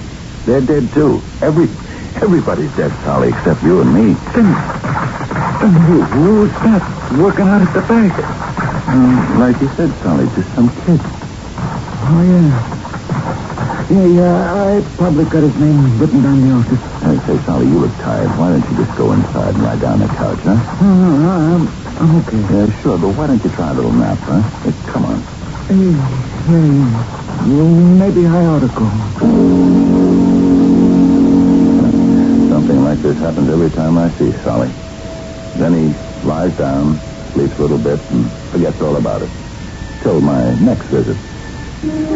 Solly and me, I guess we're the only ones still around. But this blackhead kid, all by himself, alone in the gym, why does he make me think of Dapper Danny Malloy? Hi. Yeah, hi. Oh, don't stop a mic, huh? I did my 10 minutes. Yeah. You look good. Oh, thanks. Say, listen, you ever hear of a fighter named Malloy? Dapper Danny Malloy? No. You look a lot like him. My name's Barlow, Bobby Barlow.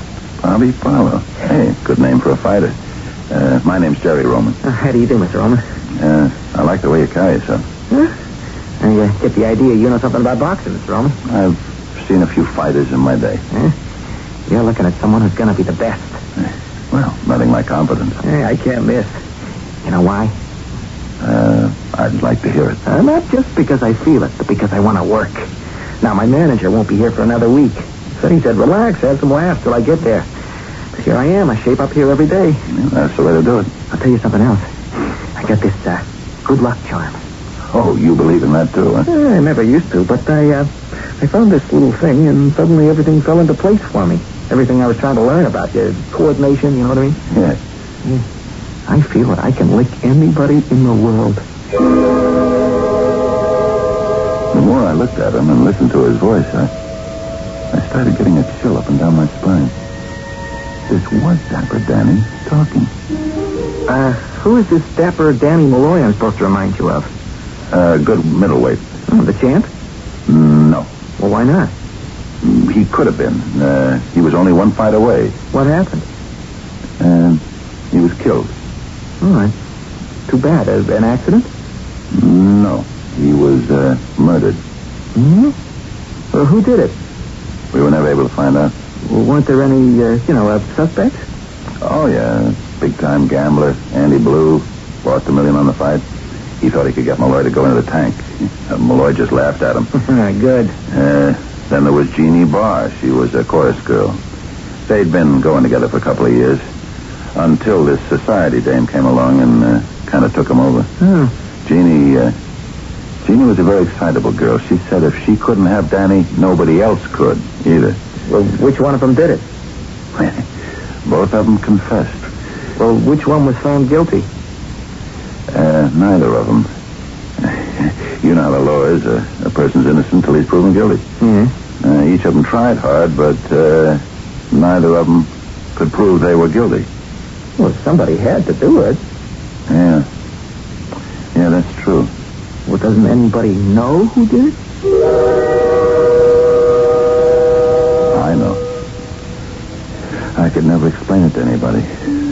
And if I tried, it would be a quick trip to the nut house.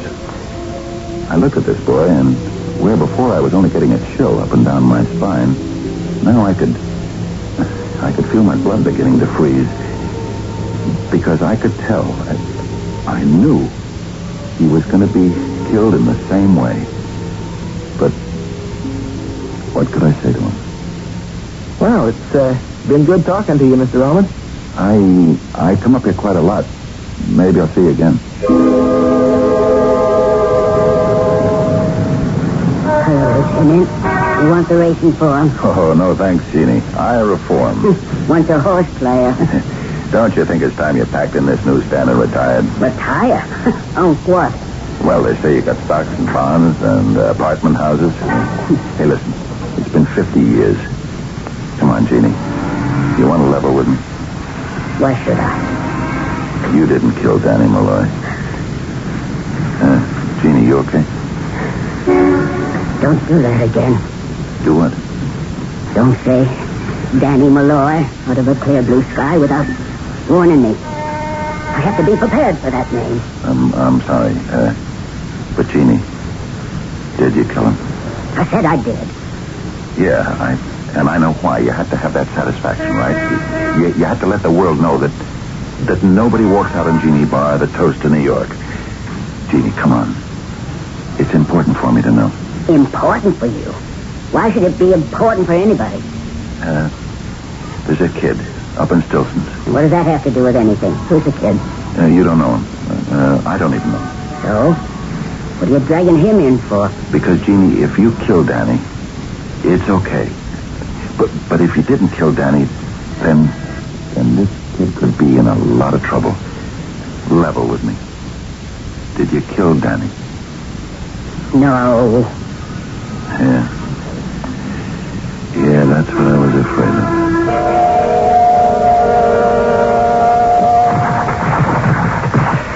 Hello, Mr. Ullman. Good morning, Bobby. I must say, you don't look too good. I don't feel too good either. What's the matter? Up late last night? I couldn't get much sleep. I kept having this crazy dream.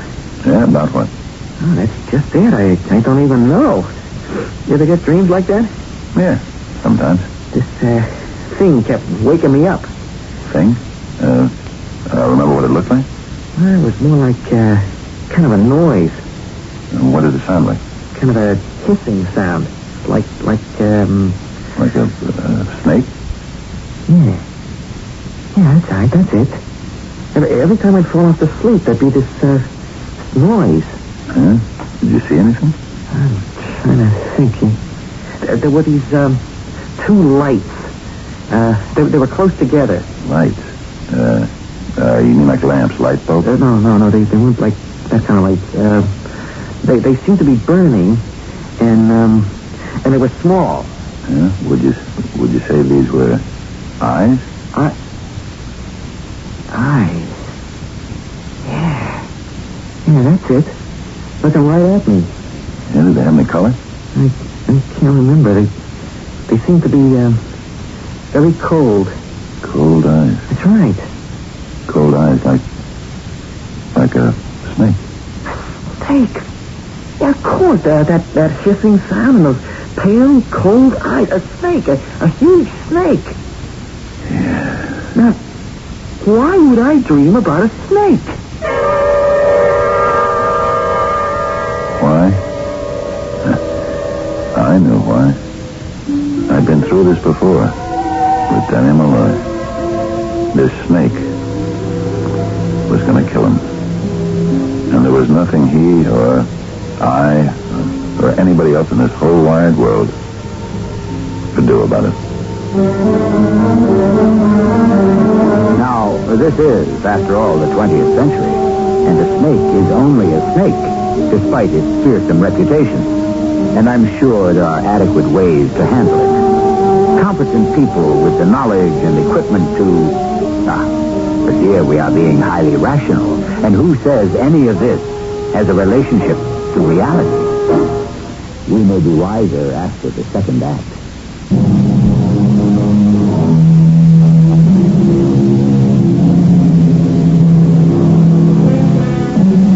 The world twists and turns upon itself. In that sense, it may be said to resemble a snake. Snakes do not enjoy the best of reputations. They were given a bad deal in the Garden of Eden. And even if we should want to hear their side of it, it's admittedly difficult to get close to them. But the truth will out somehow. It usually does. What you're saying is the snake just kept you awake. Yeah. I'd hear the hissing, and then I'd see the eyes. Was this the first time? Well, it's the first time it's been this clear. But for over a month, I've had this funny feeling. What funny feeling? Of being, scared. Bobby, does the name Saris mean anything? Saris? No. Bobby, tell me something. Would you give up the ring? You give up boxing? Never. Why should I? I was going to answer him to save your life. But how could I have explained it? What words could I have used to convince him? He'd look at me, and what would he see? An old man. And what would he think? He'd say to himself, poor old guy, he's senile. I looked at him, and I saw Dapper Danny Malloy. Dapper Danny that morning as he opened the door to his hotel room. It's 50 years ago to the day, but I remember it clearly. He opened the door, and he had that big grin. Hey, the joint's raided. Hi, Danny. What can I do for you, Sarge? You can let me in. They say the long arm of the law goes every place. Danny, I've been assigned to be your bodyguard. My bodyguard? Yeah, your life is in danger. Who says so? Andy Blue is in a lot of trouble because of you. Did that chump actually think I'd throw the fight? These are the rumors that prevail. Yeah. Look, I'll tell you who I'm scared of. Who? Jeannie Barr. Why would she want to kill you? The oldest reason in the world. She can't have me. But I thought the two of you were getting married. Hey, don't you read the Collins, Winchell, Sullivan? Both of them had it. You mean you're not in love with Jeannie anymore? That's how it goes. Huh? Well, you're gonna need a bodyguard. Oh, you didn't get here a minute too soon. Well, hello, Jeannie, honey. Don't you Jeannie honey me. What's that item in the columns this morning? I guess I better not ask what item, huh? Who is Ruth Ann Wentworth? Well, if you read the society pages, you'd know she's the most beautiful daughter of the 16th richest man in the world. And she's going to marry you. Jeannie, honey, between you and me, could she do better? You belong to me. Now, Jeannie, we never made We any... never what? Made any promises? Did we have to? Didn't we both understand? What do we both understand? That We understood that you were the prettiest chorus girl on Broadway. I was the up-and-coming fighter. We both have the same publicity guy, and what he did was great for both of us. Are you telling me it was just for the publicity? Mary's going out with you even if it never got in the papers. Never had so much fun in my life. Then what are you marrying her for? Honey, I'm just a part. You're just a showgirl. We can't afford each other. Don't leave me. Look, in a week, 2 weeks, you'll forget all about me. Never. All right? The truth is, honey, I'm going to forget about you. Oh, you'll never forget me. You won't live long enough to forget me. Now, Jeannie, you shouldn't say something like that in front of a cop. Oh, is that a fact? Well, you just listen to this, Sherlock, and write it down if you want to. I can't have you, Danny Malloy. Neither can anybody else. No, Sergeant Roman, I said it. You heard me say it. And I mean it.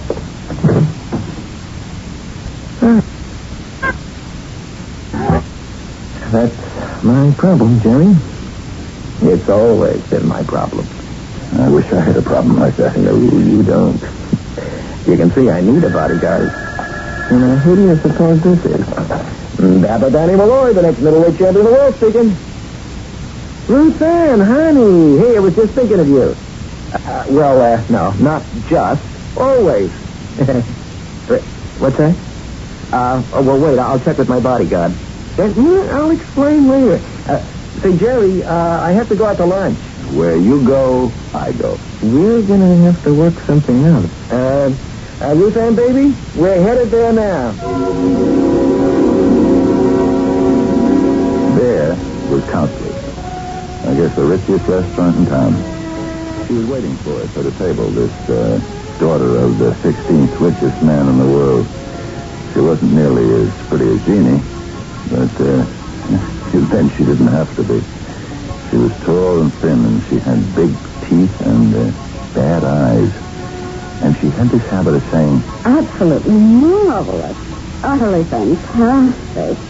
On our honeymoon, Daddy will let us sail a yacht around the world. Well, that's just fantastic. What do you think, Jerry? I think it's fantastic. Oh, and I nearly forgot. I have a gift for you, Clifford. What is it? Open it and see. What is it? It's a solid gold serpent of Saris. Isn't it fantastic? And it's utterly authentic. Daddy financed an archaeological expedition to Mesopotamia, and they brought this back. Well, what's it for? You can. It is a good luck charm. Saris was an ancient Chaldean god of athletics. Saris? And the serpent is his sacred symbol. Isn't that fantastic? Sure. And since you're an athlete, darling, I said to Daddy, I must give it to Danny. It was predestined. It was foreordained. Oh, my goodness, where has the time gone? I have an appointment with the hairdresser. Call me this afternoon, beloved. Oh, my. If this one only had Jeannie's looks. The better if Jeannie had this one's money. Yeah, that's a good-looking piece of jewelry. Yeah, but a snake. Maybe it'll be a good luck charm. Something tells me I'm going to need one. That was the day I knew something had started. I guess I called it the Day of the Snake. I know now what it came to mean to Dapper Danny in the end. But would it also mean the same thing to Bobby Barlow, the youngster now working out in Stolten's gym? Hi, Mr. Roman. I was hoping you'd come by. How are you today, Bobby? Great, except, it's just that I still seem to have these crazy dreams. The same dream about the hissing in the eyes? Yeah, they're mixed up in there somewhere, but there's also a high wind, and it blows sand. Sand? Yeah, and I can hear a word. A word? It's funny. You remember the other day you asked me if the name Saris meant anything to me? Yeah? Well, in my dream, I hear someone whisper that word. Saris. Saris. So, what made you ask? I've been doing a lot of reading since I retired from the department, and I came across this name, Saris. He was some ancient god of athletics. Well, you also asked me if I'd be willing to give up fighting. Now, why? Well, I know this sounds crazy, but if I were you, I'd think about it. This god Saris, I looked him up, and he was very jealous. Of who? Of other athletes. So maybe he's sending you these uncomfortable dreams as a warning to get off his turf, you might say. Mr. Roman, you know what that sounds like? Yeah. Yeah, it sounds as if I'm crazy. Well, you said it, I didn't. No, but you thought it. Polite as he was, I could still see his feelings expressed in his face. He thinks I'm crazy. What would he think if I told him the rest of it? I remember pretty well what I thought when Danny Malloy told me the rest of it. I'd never before seen Danny frightened. Have a bad night? Yeah, I had this dream. About what? I don't know if I should tell you, but I have to tell someone. Jerry, when was the first time you ever heard of Mesopotamia? I guess it was at lunch yesterday. Yeah, me too. And when was the first time you ever heard of the Chaldeans, whoever they are? Yesterday at lunch. Check. And now this god, this heathen god, Saris? He's also part of the lunchtime scene. Right. Well, I dreamed about him last night, and I dreamed about a snake. Just like the one on the charm. Well, that's okay. Nothing to be alarmed about. Jerry, I am really scared. Scared of a dream? Yeah. Scared out of my wits. Hey, look, Danny, maybe you need a doctor. No doctor can help me. Why? Because of what I did to Saris. What you did to him? I killed him. In my dream, I killed a god. Do you know what that means?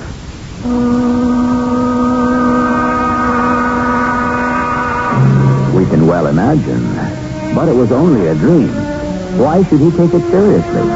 And besides, this is a completely forgotten god from remote antiquity. And Danny Malloy is a realistic young man with his head well secured on his shoulders. But it's these practical, realistic folk who suddenly see ghosts and spirits and gods materialize from thin air.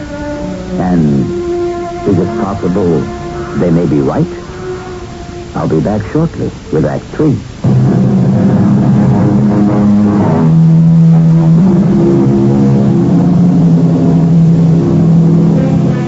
Dapper Danny Malloy was a middleweight boxer who died in 1930.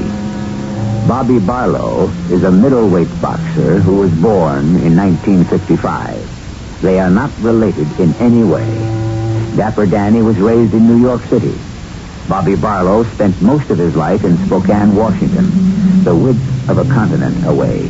And yet they seem to share the same dream. Or should we say, nightmare. Exactly the same.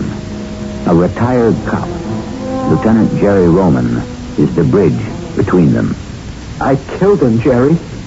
In my dream, I killed the god Saris. Do you know what that means? Now, hold on, Danny. Just relax. The way it happened, it's 1,000 years ago. No, more, 2,000 years ago. Well, what's 2,000 years ago? The festival. The thing, the celebration for the god Saris. All right. Come on. There's this big wide open field. And there's altars all over the place. Altars? Yeah, they don't look like the kind you'd see in a church today. They're full of fire and smoke because of the sacrifice. And there's this music. The place is jammed with people. Everybody's wearing their kind of nightgowns, except some guys like me. Yeah, what are you wearing? Nothing. Oh, well, lots of people have dreams like that. Suddenly you're out in the street and you don't have anything on. It's supposed to mean something, but I don't know quite what. The reason that I'm wearing nothing is because I'm an athlete. And this is the Festival of Ceres. There's all kinds of events. You know what I mean? It's like a track meet. Yeah? And then there's this event, the one I'd gone there for. Some guy blows a horn. And then there's this big announcement. Subjects of the god Ceres, worshippers of the sacred serpent, the god now walks among his people. Who shall walk with him? It was the fight. Ceres would take human form and show up at the celebration to combat with mortal people. Sounds like an overmatch if he was really a god. Year after year, nobody would have the nerve to challenge him. But suddenly, something took hold of me. And when the trumpet sounded again, I knew what I would say. I challenge the god Ceres and the sacred snake. I want to tell you, Jerry, that crowd, all of them thousands of people, they went still. And he came at me. You mean they had boxing way back then? Well, it was a little bit of everything. Boxing, wrestling, judo, karate, you name it, we tried it. So how did it go? Well, it's supposed to go to a finish, till one of us is killed. You're allowed to stop to wipe the blood from your eyes. And while we stopped for that, I could hear this voice say to me, this time it was a whisper. You fool! You have dedicated yourself to be a sacrifice. Do you mean to kill the god Ceres? He will exact a frightful revenge. Not just today, but throughout eternity. I heard that voice so clear. I should have thrown the fight. I would have gone to paradise as a hero, but I couldn't. God or no God, I was going to lay him out. You know me, Jerry. You see me fight. I don't go into the tank for anybody. Yeah, I know. Well, I knocked him around for a while. He should have called it quits, but he didn't. He couldn't. And finally, he fell down. Dead. But if the Ceres was a god, how could he die? Just like you and me. The only difference is they come back to life. Huh? I want to tell you, that crowd was quiet. And then there was a voice that I don't know where it came from, but this time it was loud and clear. You fool, you blundering mortal fool. You have defied Ceres. Now you must die. And you will die forever, throughout eternity. The sacred snake shall kill you. Yeah, this sacred snake. Sea snake. It was the color of gold. And it was big. And it came toward me. I wanted to run, but I couldn't do anything. I could only stand there. And then, finally, it stopped. It couldn't have been more than a foot away. And it raised its head higher and higher until its eyes were looking straight into mine. Danny, just take it easy. I don't know what happened. I felt myself go numb all over as if I'd just been bitten. Did the snake bite you? It was able to look the poison into me. I felt paralyzed. There was this terrific pain. And just when I knew I couldn't stand it anymore, I blacked out or I woke up. That was some dream. No,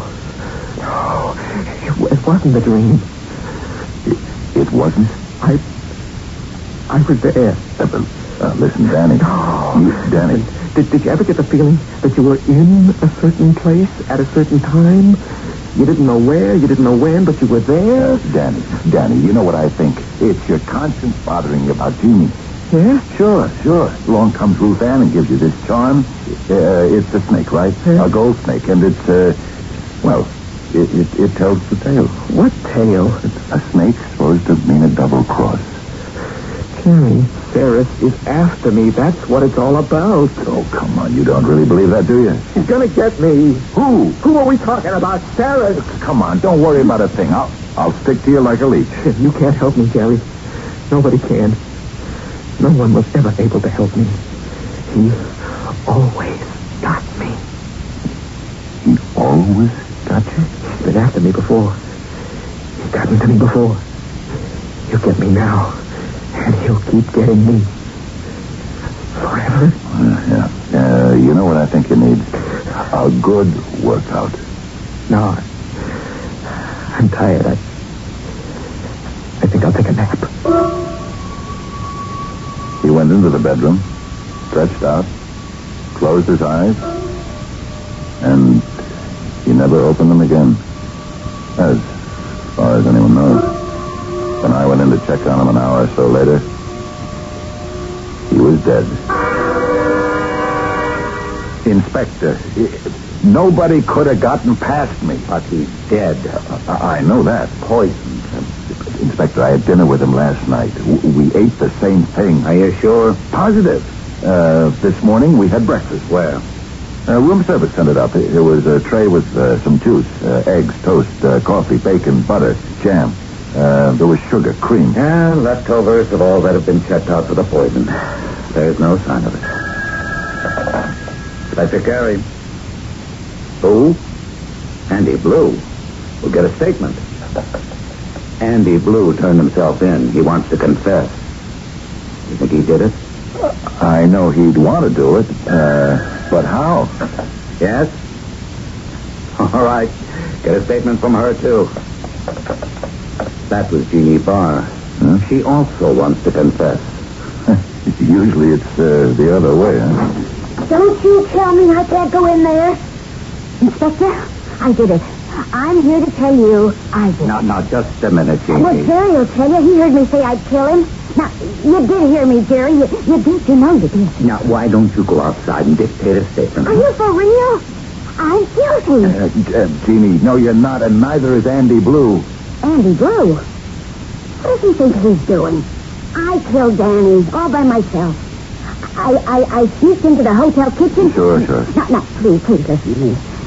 You see, I heard him make up a tray for Danny's room. I sprinkled poison into the eggs and the coffee. Jeannie, which eggs and which coffee? I had breakfast with Danny. Why wasn't I poisoned? Why? Danny and I helped ourselves from the same tray. Well, don't ask me why. I'm no expert, no doctor. Maybe you're immune or something. I'll have to ask you to leave, Jeannie. You're not going to take this away from me. I did it. I'm afraid not. What are you trying to pull? I'm telling you, I did it. I know my rights. I'm going to get myself a lawyer. Now, look. How was he poisoned, Jerry? You didn't see anyone, hear anyone? No, Inspector. How was it done? You both ate the same food. You poured the coffee from the same pot. And why are there no traces of the poison left in the utensils, in the food? Do you have any ideas, Jerry? No, Inspector. None at all.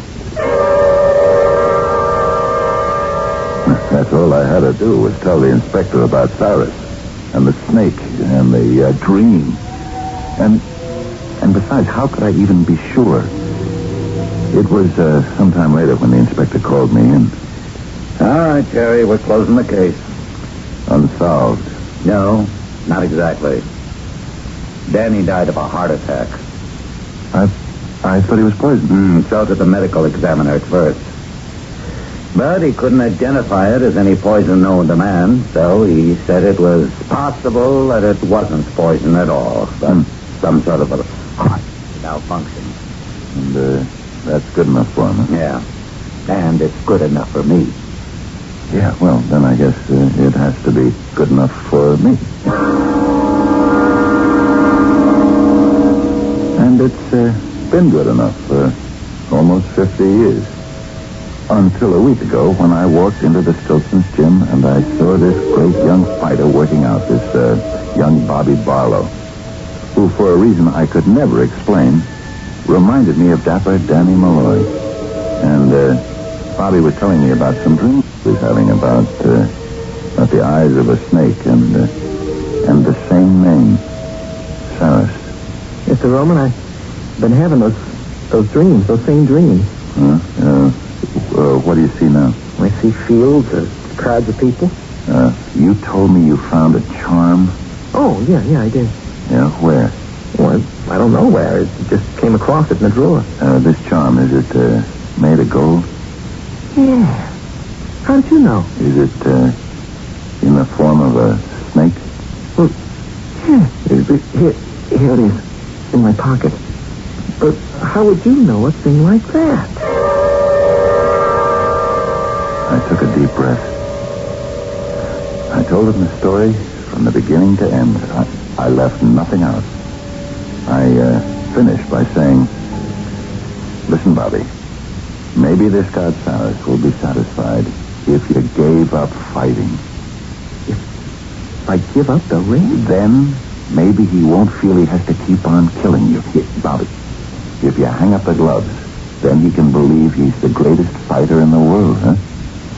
But this is... I know it's hard to believe. Do you believe it, Mr. Roman? Yes, Bobby. I believe it.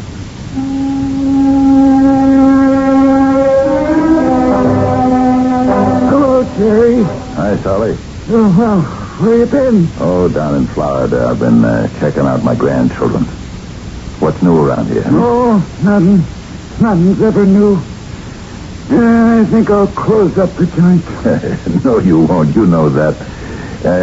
Say, Solly, whatever happened to this Bobby Barlow? Oh. The kid who reminded both of us of Dapper Danny Malloy. Oh, yeah, him. Yeah. He ain't been around. I run into his manager. I understand the kid hung up the gloves. He did? Yeah. Yeah, he could have made it too, but kids today, they don't want to work. They don't like to train. They ain't willing to pay the price. This kid could have been another Dapper Danny Malloy. Yeah. Maybe that's what he was afraid of. Well, what do you mean, Jerry? Nothing. Nothing at all, Solly.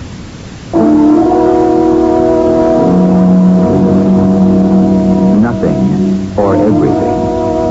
If you were a young boxer and some old man had told you a story like that in the gym, would you believe him? Well, maybe Bobby Barlow did. Or maybe Bobby's thoughts of all the long and weary hours of punching the bag, skipping rope, road work, all the sacrifice. And suddenly he may have decided it simply wasn't worth it. I'll be back shortly.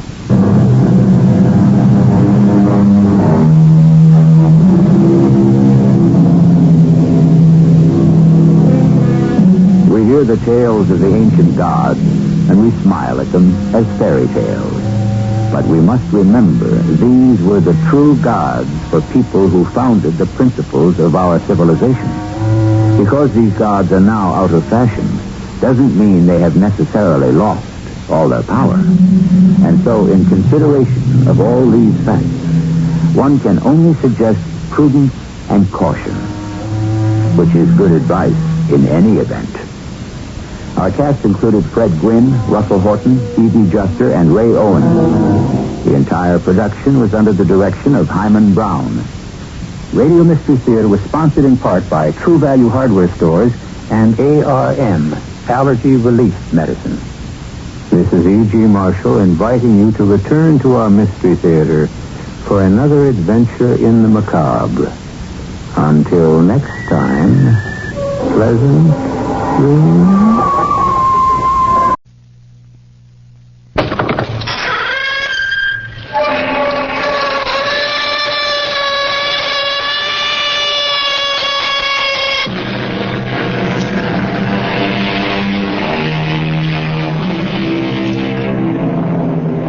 Come in. Welcome. I'm E.G. Marshall. Love, said a lady named Madame de Stael, is the whole history of a woman's life. But it's only an episode in the life of a man. Of course, she said it almost 200 years ago, and women are supposed to have changed since then. But, as another French philosopher said, the more things change, the more they remain the same. We've got the evidence, Mrs. Davis. I don't care. I'm innocent. Who was your accomplice? I don't have any. I didn't do anything. Who was with you? Don't hammer at me. I've had enough. You haven't had anything yet, Mrs. Davis. You're on your way to jail. What do you want? Information. I don't have any. Okay. Sit in jail for the rest of your life.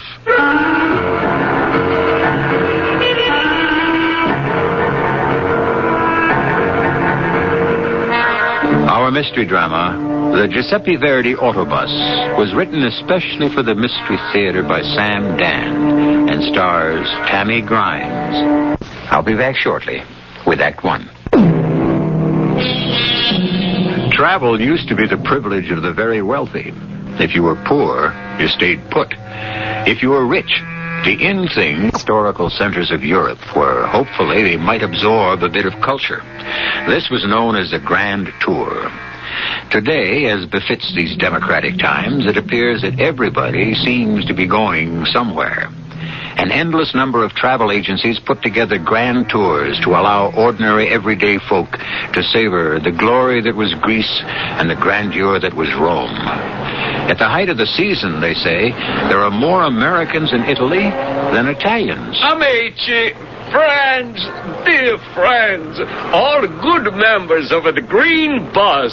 Il autobus Verdi, green, like Giuseppe Verdi, green.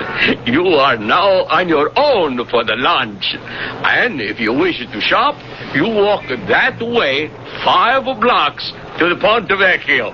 And please, you must all be here again by 2 o'clock. Is that so, Mrs. Davis? Where is the Signora Davis? The bellissima Signora Davis. I'm here. Please do not keep us waiting. I won't. I promise I won't. Because we must be prompt. When we reassemble, we shall go to see the Michelangelo's David. So, remember, amici, eat a light lunch. One cannot appreciate great art on a full stomach. I see he's picking on you again. Gildo? Oh, I love him. He's such a lamb.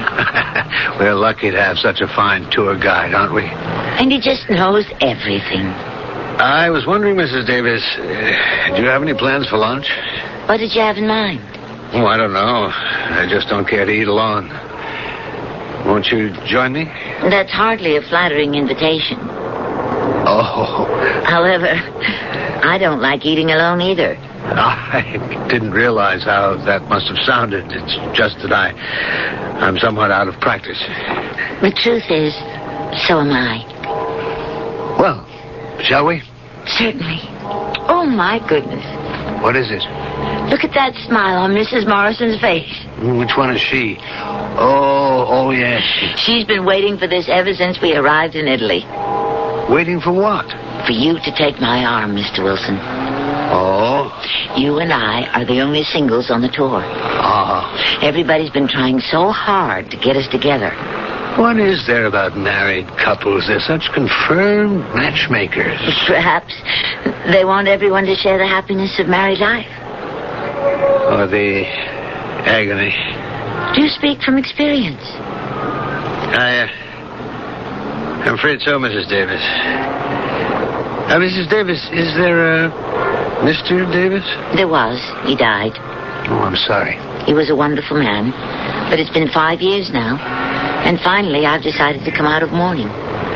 All that time, everyone's been saying to me, life goes on. And now I realize it does. It should. It must. I see your marriage was happy. And yours? Well, she and I, we married too soon and we stayed with it too long. It embittered both of us. Well, I suppose, like you, in a sense, I'm coming out of mourning, too. Shall we go to lunch, Mrs. Davis?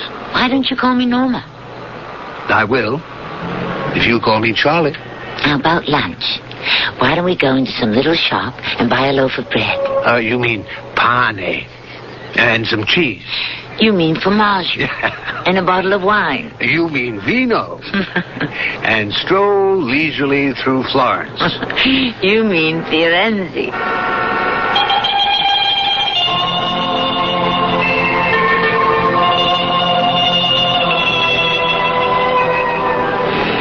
Green Boss, Il Autobus Giuseppe Verdi, everyone here.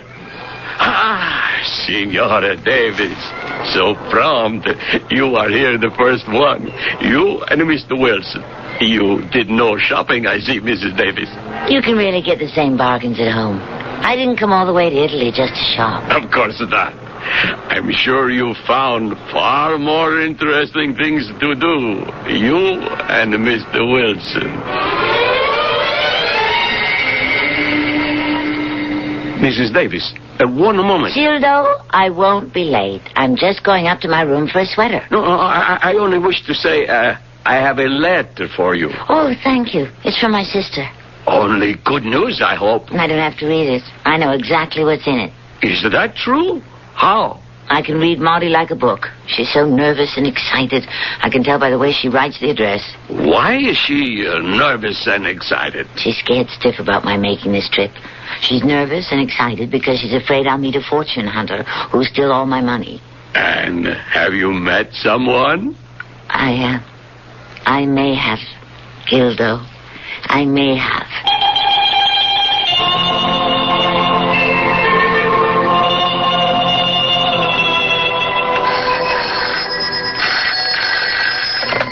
Hello? Norma, are you ready? Oh, Charlie, of course. I'm just finishing this letter to my sister. Are we late? Oh, no, of course not. Plenty of time. Don't rush. I'll be down in 5 minutes. He's taking me to the opera tonight, Maudie. Just think, La Scala. Oh, he's so wonderful. Kind, sympathetic, and so handsome. Tall, slender, so distinguished looking. What more could I want in a man?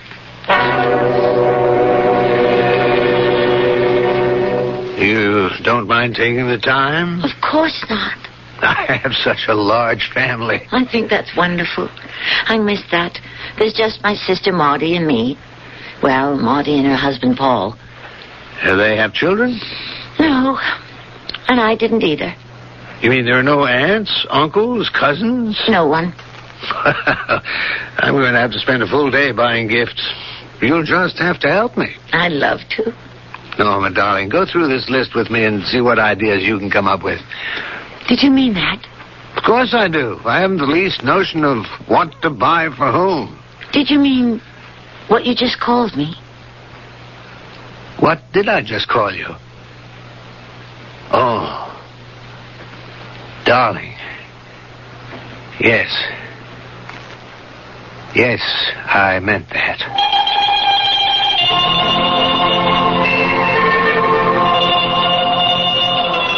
And here is the remarkable Colosseum. Not only did they have fights between gladiators and men and beasts, but it could be flooded, and there were real sea battles. Ah, if these ancient stones could only speak, what a tale they could tell us. You don't appear too impressed, darling. The truth?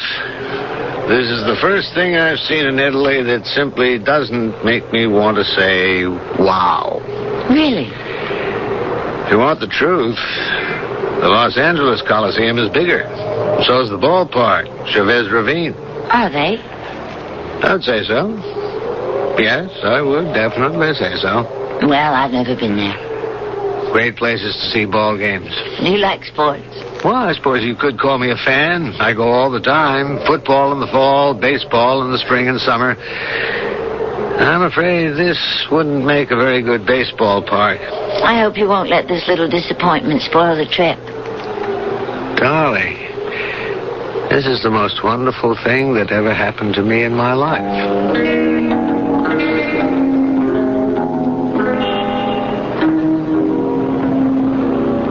Shall I order? Oh, please let me. I want to see if I can do it in Italian. Ah, you mean Italiano, darling.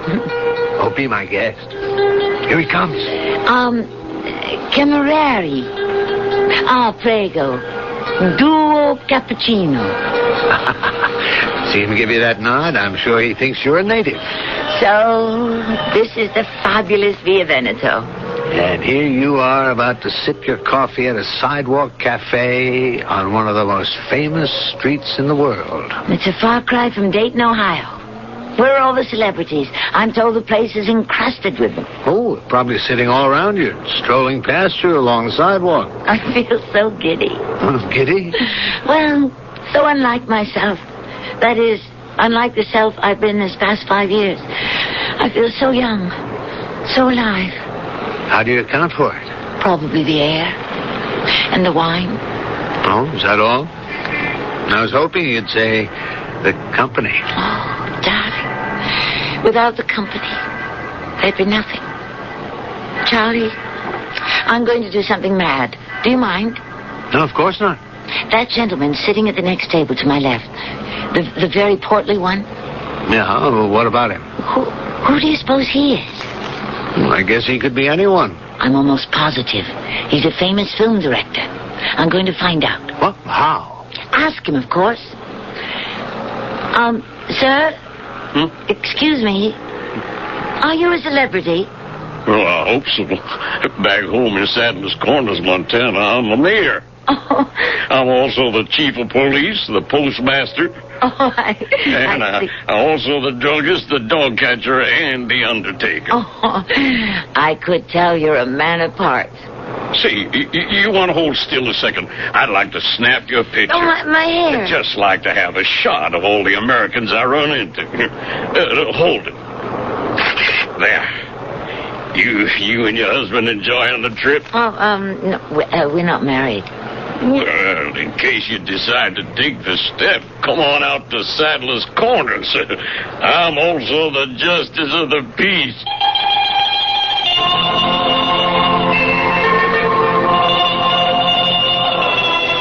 Gildo. My Signora Davis. You are so beautiful in that lovely gown. Thank you, Gildo. I want you to have this. Oh, no. It is not necessary. It is. And not just because the tour brochure says it is customary to tip the guide, either. It's because, oh, Gildo, you made Italy come alive for me. That is because you were alive for Italy. See? Everyone is dressed beautiful for the farewell banquet. But who is like my bellissima Signora Davis? You don't know. What a wonderful thing happened to me on this tour, Gildo. Although, why do I say that? I'm sure you do. I wish you so much happiness. There he is. He's talking with Mrs. Morrison. Oh, and he's giving me a signal. He wants me to come over and rescue him. Gildo, just think. We've already established private little secret signals. Perhaps you should go to it. I will. I just want to stand here for a moment and look at him. He's so tall, so straight, so good looking. Oh, I love him. Do you, Carissima? Yes. I'm not a child. I'll tell you how old I am. Should you do that? I'm 41. I'm old enough not to lose my head like a silly schoolgirl. Silly schoolgirls lose their heads, but wise signoras lose their hearts. Then I've lost mine. Are you sure? Yes. Are you sure you have not lost your heart to Italy? I know what you mean, Gildo. It isn't the magic, the romance, the spell that this enchanted country cast on me. He'd be just as wonderful in Dayton, Ohio. Very well. As long as you are certain, then I approve. That's the third time you're sending the signal. I better go to him. Yes, darling. I'll come to your rescue. You may not know it yet, but there isn't anything in the world that I wouldn't do for you. There isn't anything in the world I wouldn't do for you. Well, you know what a statement like that is, don't you? Quite simply, it's a blank check.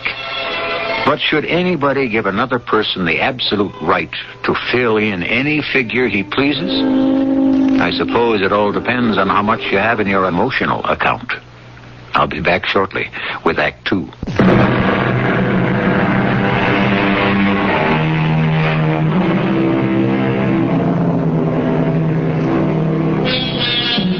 A very romantic lady wrote a song which goes, "We've come to the end of a perfect day, near the end of a journey, too. And memory has painted this perfect day with colors that never fade. And we find at the end of a perfect day the soul of a friend we've made." Well, we're concerned with a very romantic lady who has come to the end of a perfect day and a perfect journey and has really made a friend. Amici, all good friends of the Green Bus, il autobus Giuseppe Verdi. You should have the luggage outside of your door in 5 minutes, and then we must leave for the airport. Charlie, darling. Have you closed your suitcase yet? No. You promised you'd save my life. I was able to get everyone's presents in my luggage except these. Oh, no problem, dear. Oh, you sure? Are these packages too large? No, I can handle all 3 of them.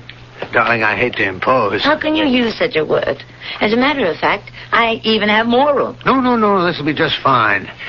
That's my nephew Terry's present, and that's a music box for my Aunt Nell. I remember we bought that on the Olive Capri. And in here is a sweater for my sister. I picked it out. I might just as well carry it. I can't wait to meet her. And will they be happy to meet you?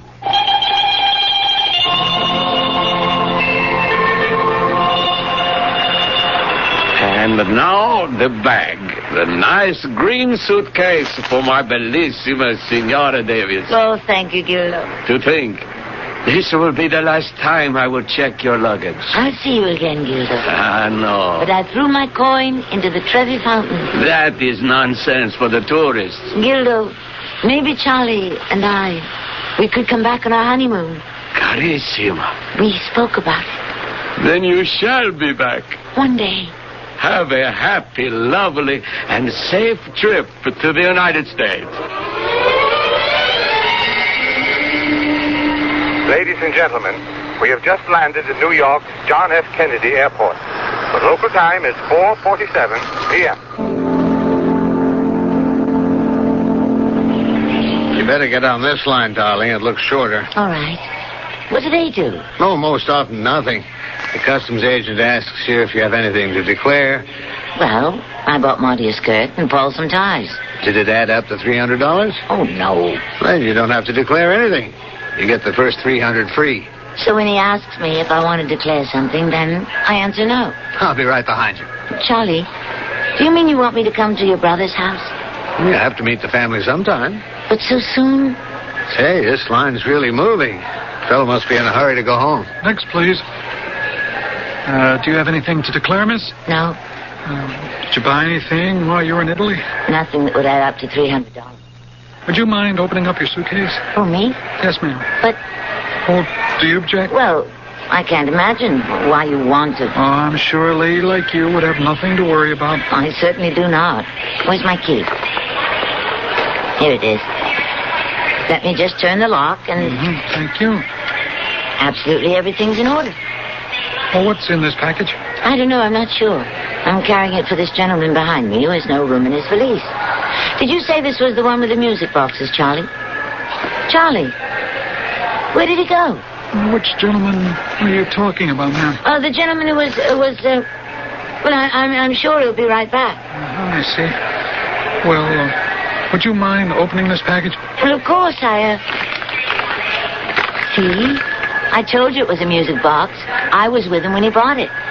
Open the lid, please. Of course. That's funny. It doesn't play. It should. Well, it doesn't play, ma'am, because there are no works inside. What are those? Those packets. Those cellophane packets.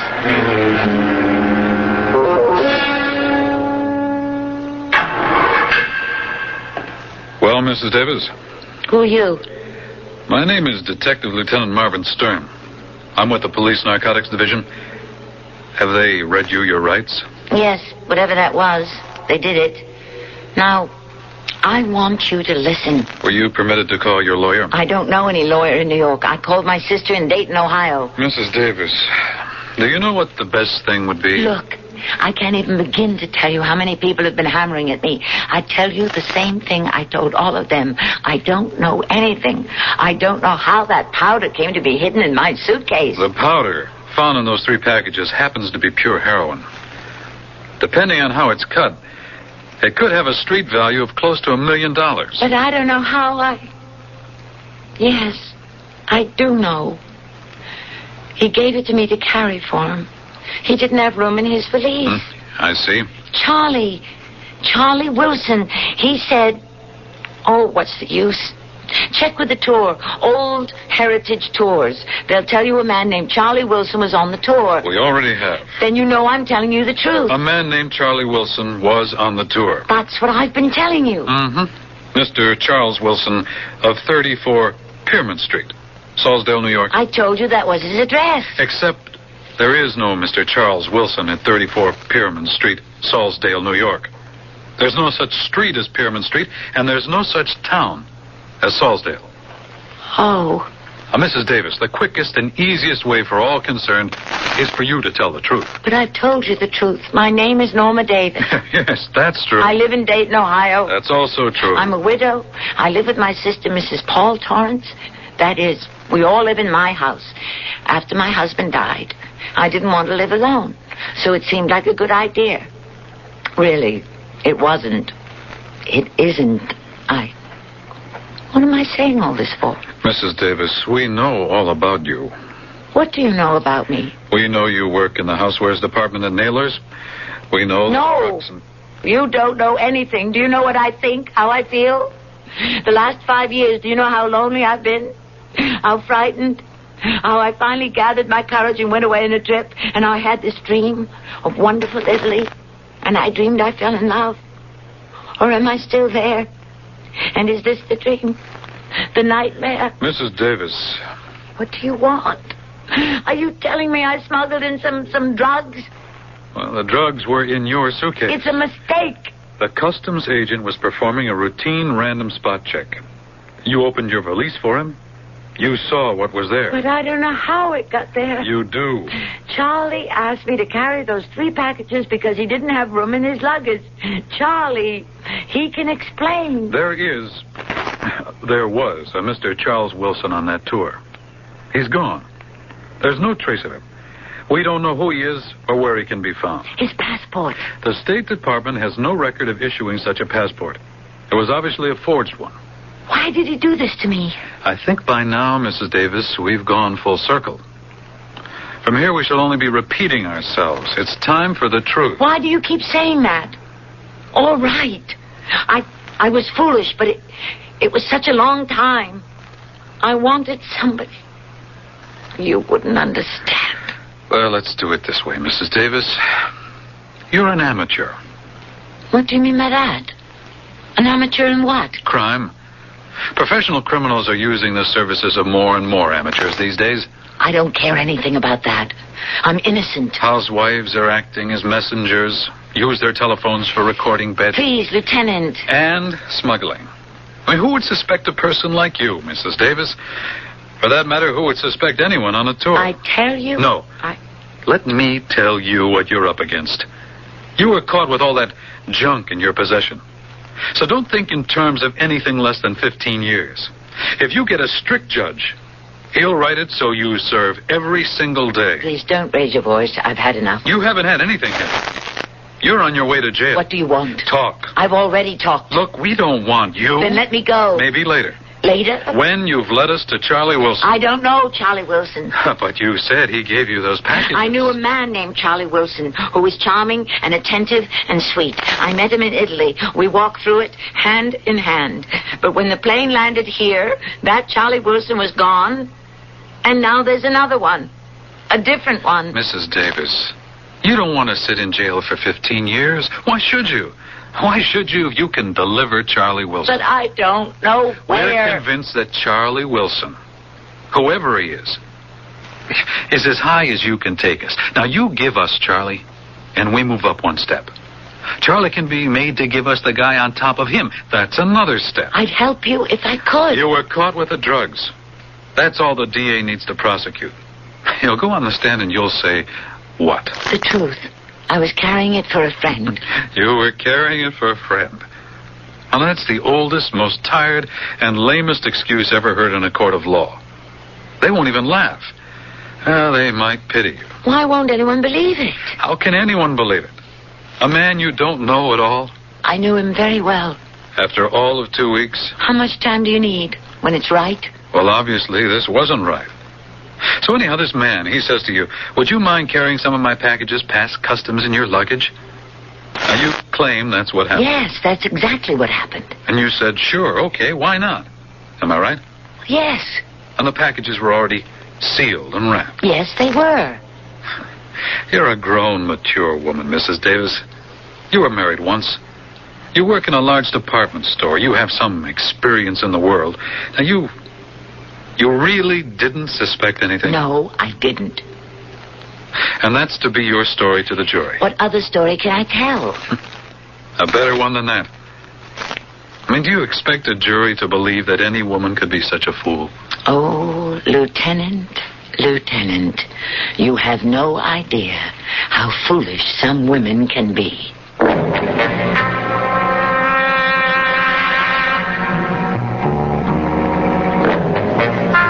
And with that confession, we shall let her rest for a brief intermission. Let us judge her lightly, because love certainly can make a fool of any of us. Didn't the poet say, love is a folly that enchants us all? Of course he did. He should also have added, we must pay a price.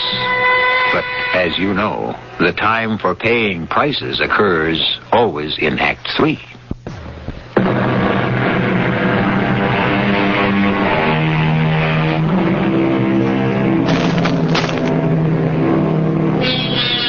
It takes, we are told, as much time and trouble to pull down a falsehood as it does to build up a truth. Well, that's perfectly true. However, the problems occur because quite often it's rather difficult to distinguish between falsehood and truth. And so we can never be quite sure whether we should be building up or pulling down. Paul. Hello, Norma. Paul, you came here. Obviously. How is, where is Marty? How is Marty? How do you think? Can you imagine what this has done to her? I'm sorry. Where is Marty? Naturally home in bed. Doctor's been in. She's been sedated. She's resting calmly. I hope. Norma, how could you do a thing like this to us? Paul, Norma Davis of Dayton, Ohio, arrested for smuggling heroin. Paul, will you listen to me? What are you going to do? Lie about it? You were caught. It was in your suitcase. I did nothing wrong, Paul. How did that heroin or whatever get into your valise? I was indiscreet, that's all. I did someone a favor. A man? Yes. I warned you. Marty warned you. You were not only seduced by an adventurer, but by a criminal as well. Paul. You were always a headstrong girl, Norma. You never listened to good advice. You see where it's landed you? I'm sorry I've caused Marty such grief and made her ill. You should be. And now that I've said that, get out. What? You heard me. Get out of here.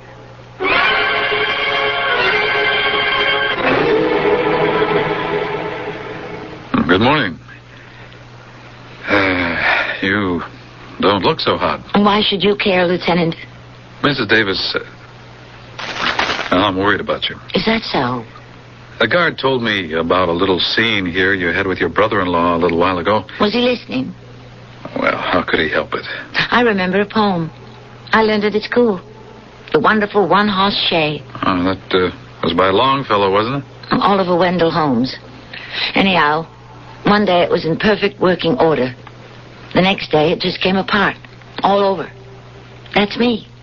A customs officer says to me, please open your suitcase, ma'am. And my entire world crumbles into dust. A man has made a fool of me. My reputation is destroyed.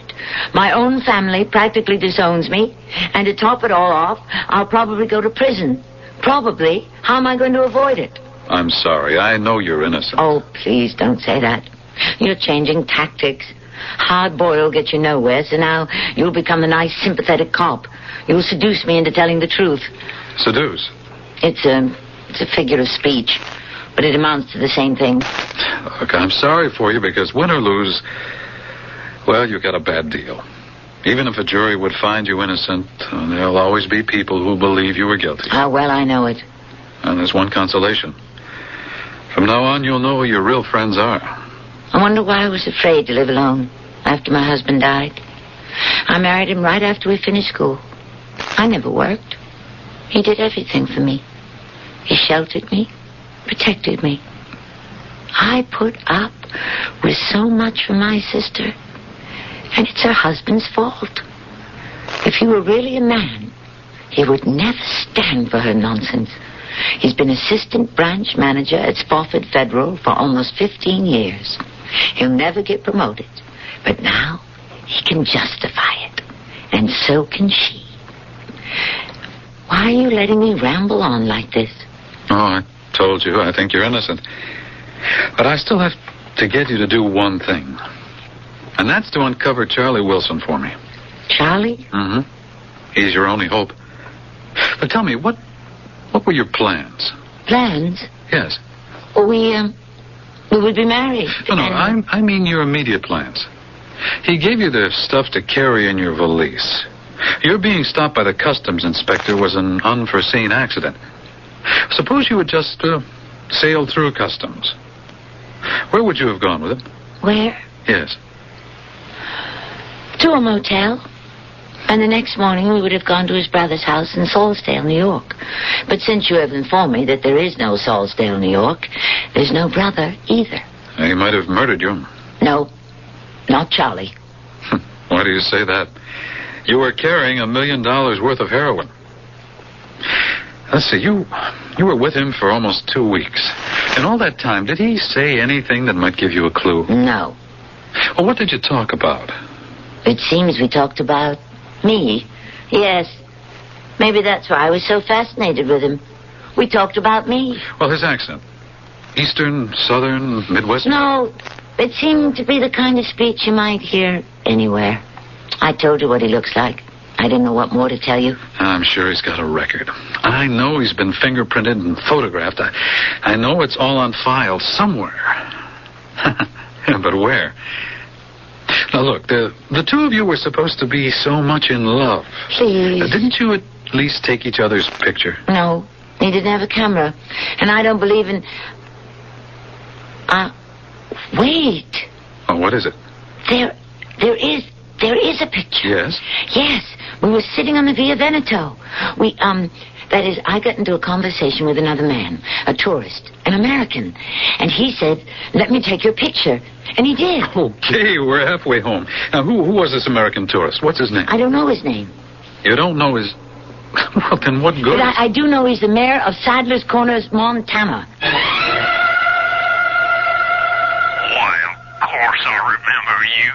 We were sitting on the old Via Veneto, and I heard you remark to the gentleman sitting next to you that I was probably some big Italian film director. That's right. So the two of you decided to come out here and avail yourselves of my services as a justice of the peace. No, not exactly. Oh, that's not what he told me when I spoke to him just the other day. You spoke to him? Yes, he gave me a call. I was mighty pleased. It was so nice to hear from folks you run into in a foreign country. He called you on the telephone? Yeah, didn't he tell you? He said you sure would like that picture I took of you. Oh. Yeah, so I sent it to him. You sent him the picture? Well, didn't he give it to you? Ask him if he's got the negative. Your Honor, do you have the negative? The negative? Oh, Lord bless you. If I kept hold of them negatives, I wouldn't have room to live in the house. Ask him where he sent the pictures. Where did you send it? Well, I've got the address right here. Let me see now. Charles Wilson, Kira, General Delivery, Los Angeles, California. General Delivery, Los Angeles. Everything's all right, isn't it? You are coming out here to let me marry you, aren't you? Yes, Your Honor. If I ever get married, I'll let you marry me. Goodbye. That means there's no picture. Los Angeles. He's in Los Angeles. You can send his description to Los Angeles. Oh, do you know how big Los Angeles is? But he's there now. The photograph was sent to him only the other day. Look, I want you to think, Norma. Think. About what? About Charlie Wilson.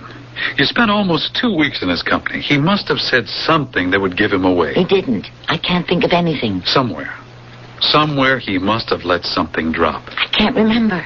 We simply have to bring in Charlie Wilson. But I don't know where or how to. Look, we have got to find him. He must have said something. You've got to start with the very first thing he ever said to you. And you're going to try to recall every single conversation. That's impossible. Anna, what were the first words he ever spoke to you? He said, I was wondering, do you have any plans for lunch? And I said, what did you have in mind? And he answered, Well, I don't know. I just don't care to eat alone. See? He didn't care to eat alone. From the very first, he used me. Now, you must try to recall every word. Let's get some cheese. You mean formaggio and wine? You mean vino. And stroll through Florence. You mean Firenze. That was in Florence. Then we went to Milan. And what did we talk about? Da Vinci's Last Supper and the opera at La Scala. And then in Rome, St. Peter's. No, he didn't say anything. The Spanish Steps, the Trevi Fountains, the Colosseum. I did all the talking. Then we left for Venice. And in all this time, he said nothing about himself. No. He was really awed by everything. You really can't help it. All that grandeur just overwhelms you. Actually, the only thing that didn't seem to impress him was the Colosseum. Oh, yeah? Why? Is that important? Well, I don't know. Just tell me why. Because, Yes? Because he's from Los Angeles. We already suspect that. We were standing there, and he said... If you want the truth, the ballpark in L.A. and the Los Angeles Coliseum are bigger. Great places to see a ball game. And I asked him, are you a sports fan? I go all the time. Football in the fall, baseball in the spring and summer. That's what he said. Okay, he goes to the ball games. In the Coliseum or Chavez Ravine, pro football, college football, Major League Baseball. He said he was a fan. Oh, yeah. Most likely he goes and bets on the games. Does he have to go to the park to bet? I know his type. You find him in every city, at every Major League ballpark. They congregate in certain sections. They bet on everything. Balls, strikes. Could you send his description to the Los Angeles police? We'll do better than that. We'll go there and have you pick him out.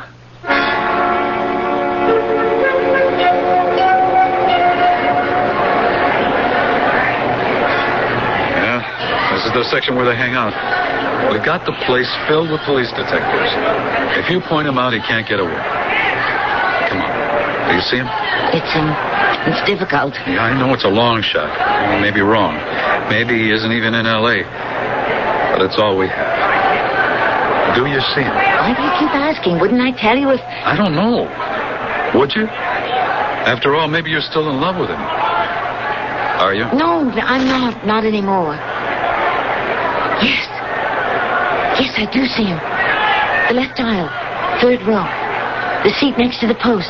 The man in the gray jacket and blue slacks. But he's so ordinary looking.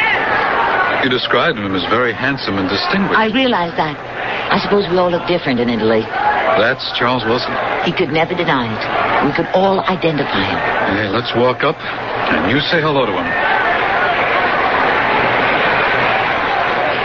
Hello, Charlie.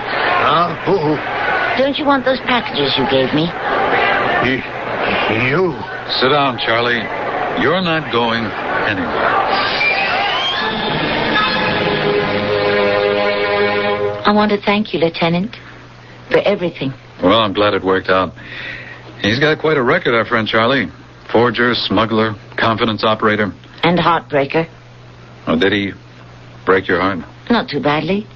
Besides, what kind of question is that for a detective to ask? I was just hoping it would never happen to you again. There's no guarantee. I just have to take the chance, that's all.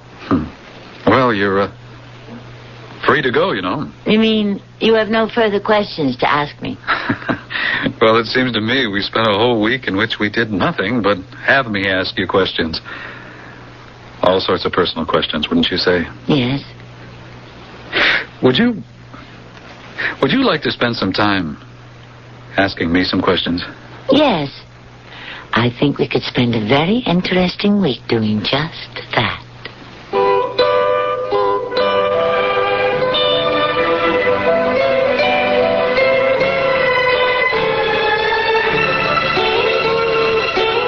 And they did. And I would suspect they went on even longer. Perhaps it makes a considerable amount of good sense for a lady like Norma Davis to become involved with a police detective. You must admit she has a talent for getting herself into trouble. You, on the other hand, will get into no trouble at all if you wait for me to return.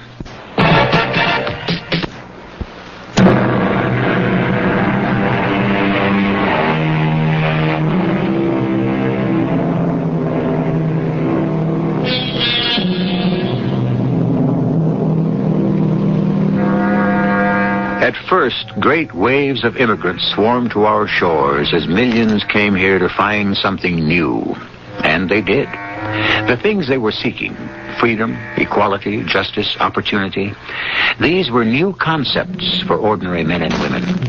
Now, their descendants swarm back to those European shores for a visit in order to find something old. So many of the old ways and old things are also precious and worth preserving. Our cast included Tammy Grimes, Robert Dryden, Lloyd Batista, and Gilbert Mack. The entire production was under the direction of Hyman Brown. Radio Mystery Theater was sponsored in part by True Value Hardware Stores and ARM, Allergy...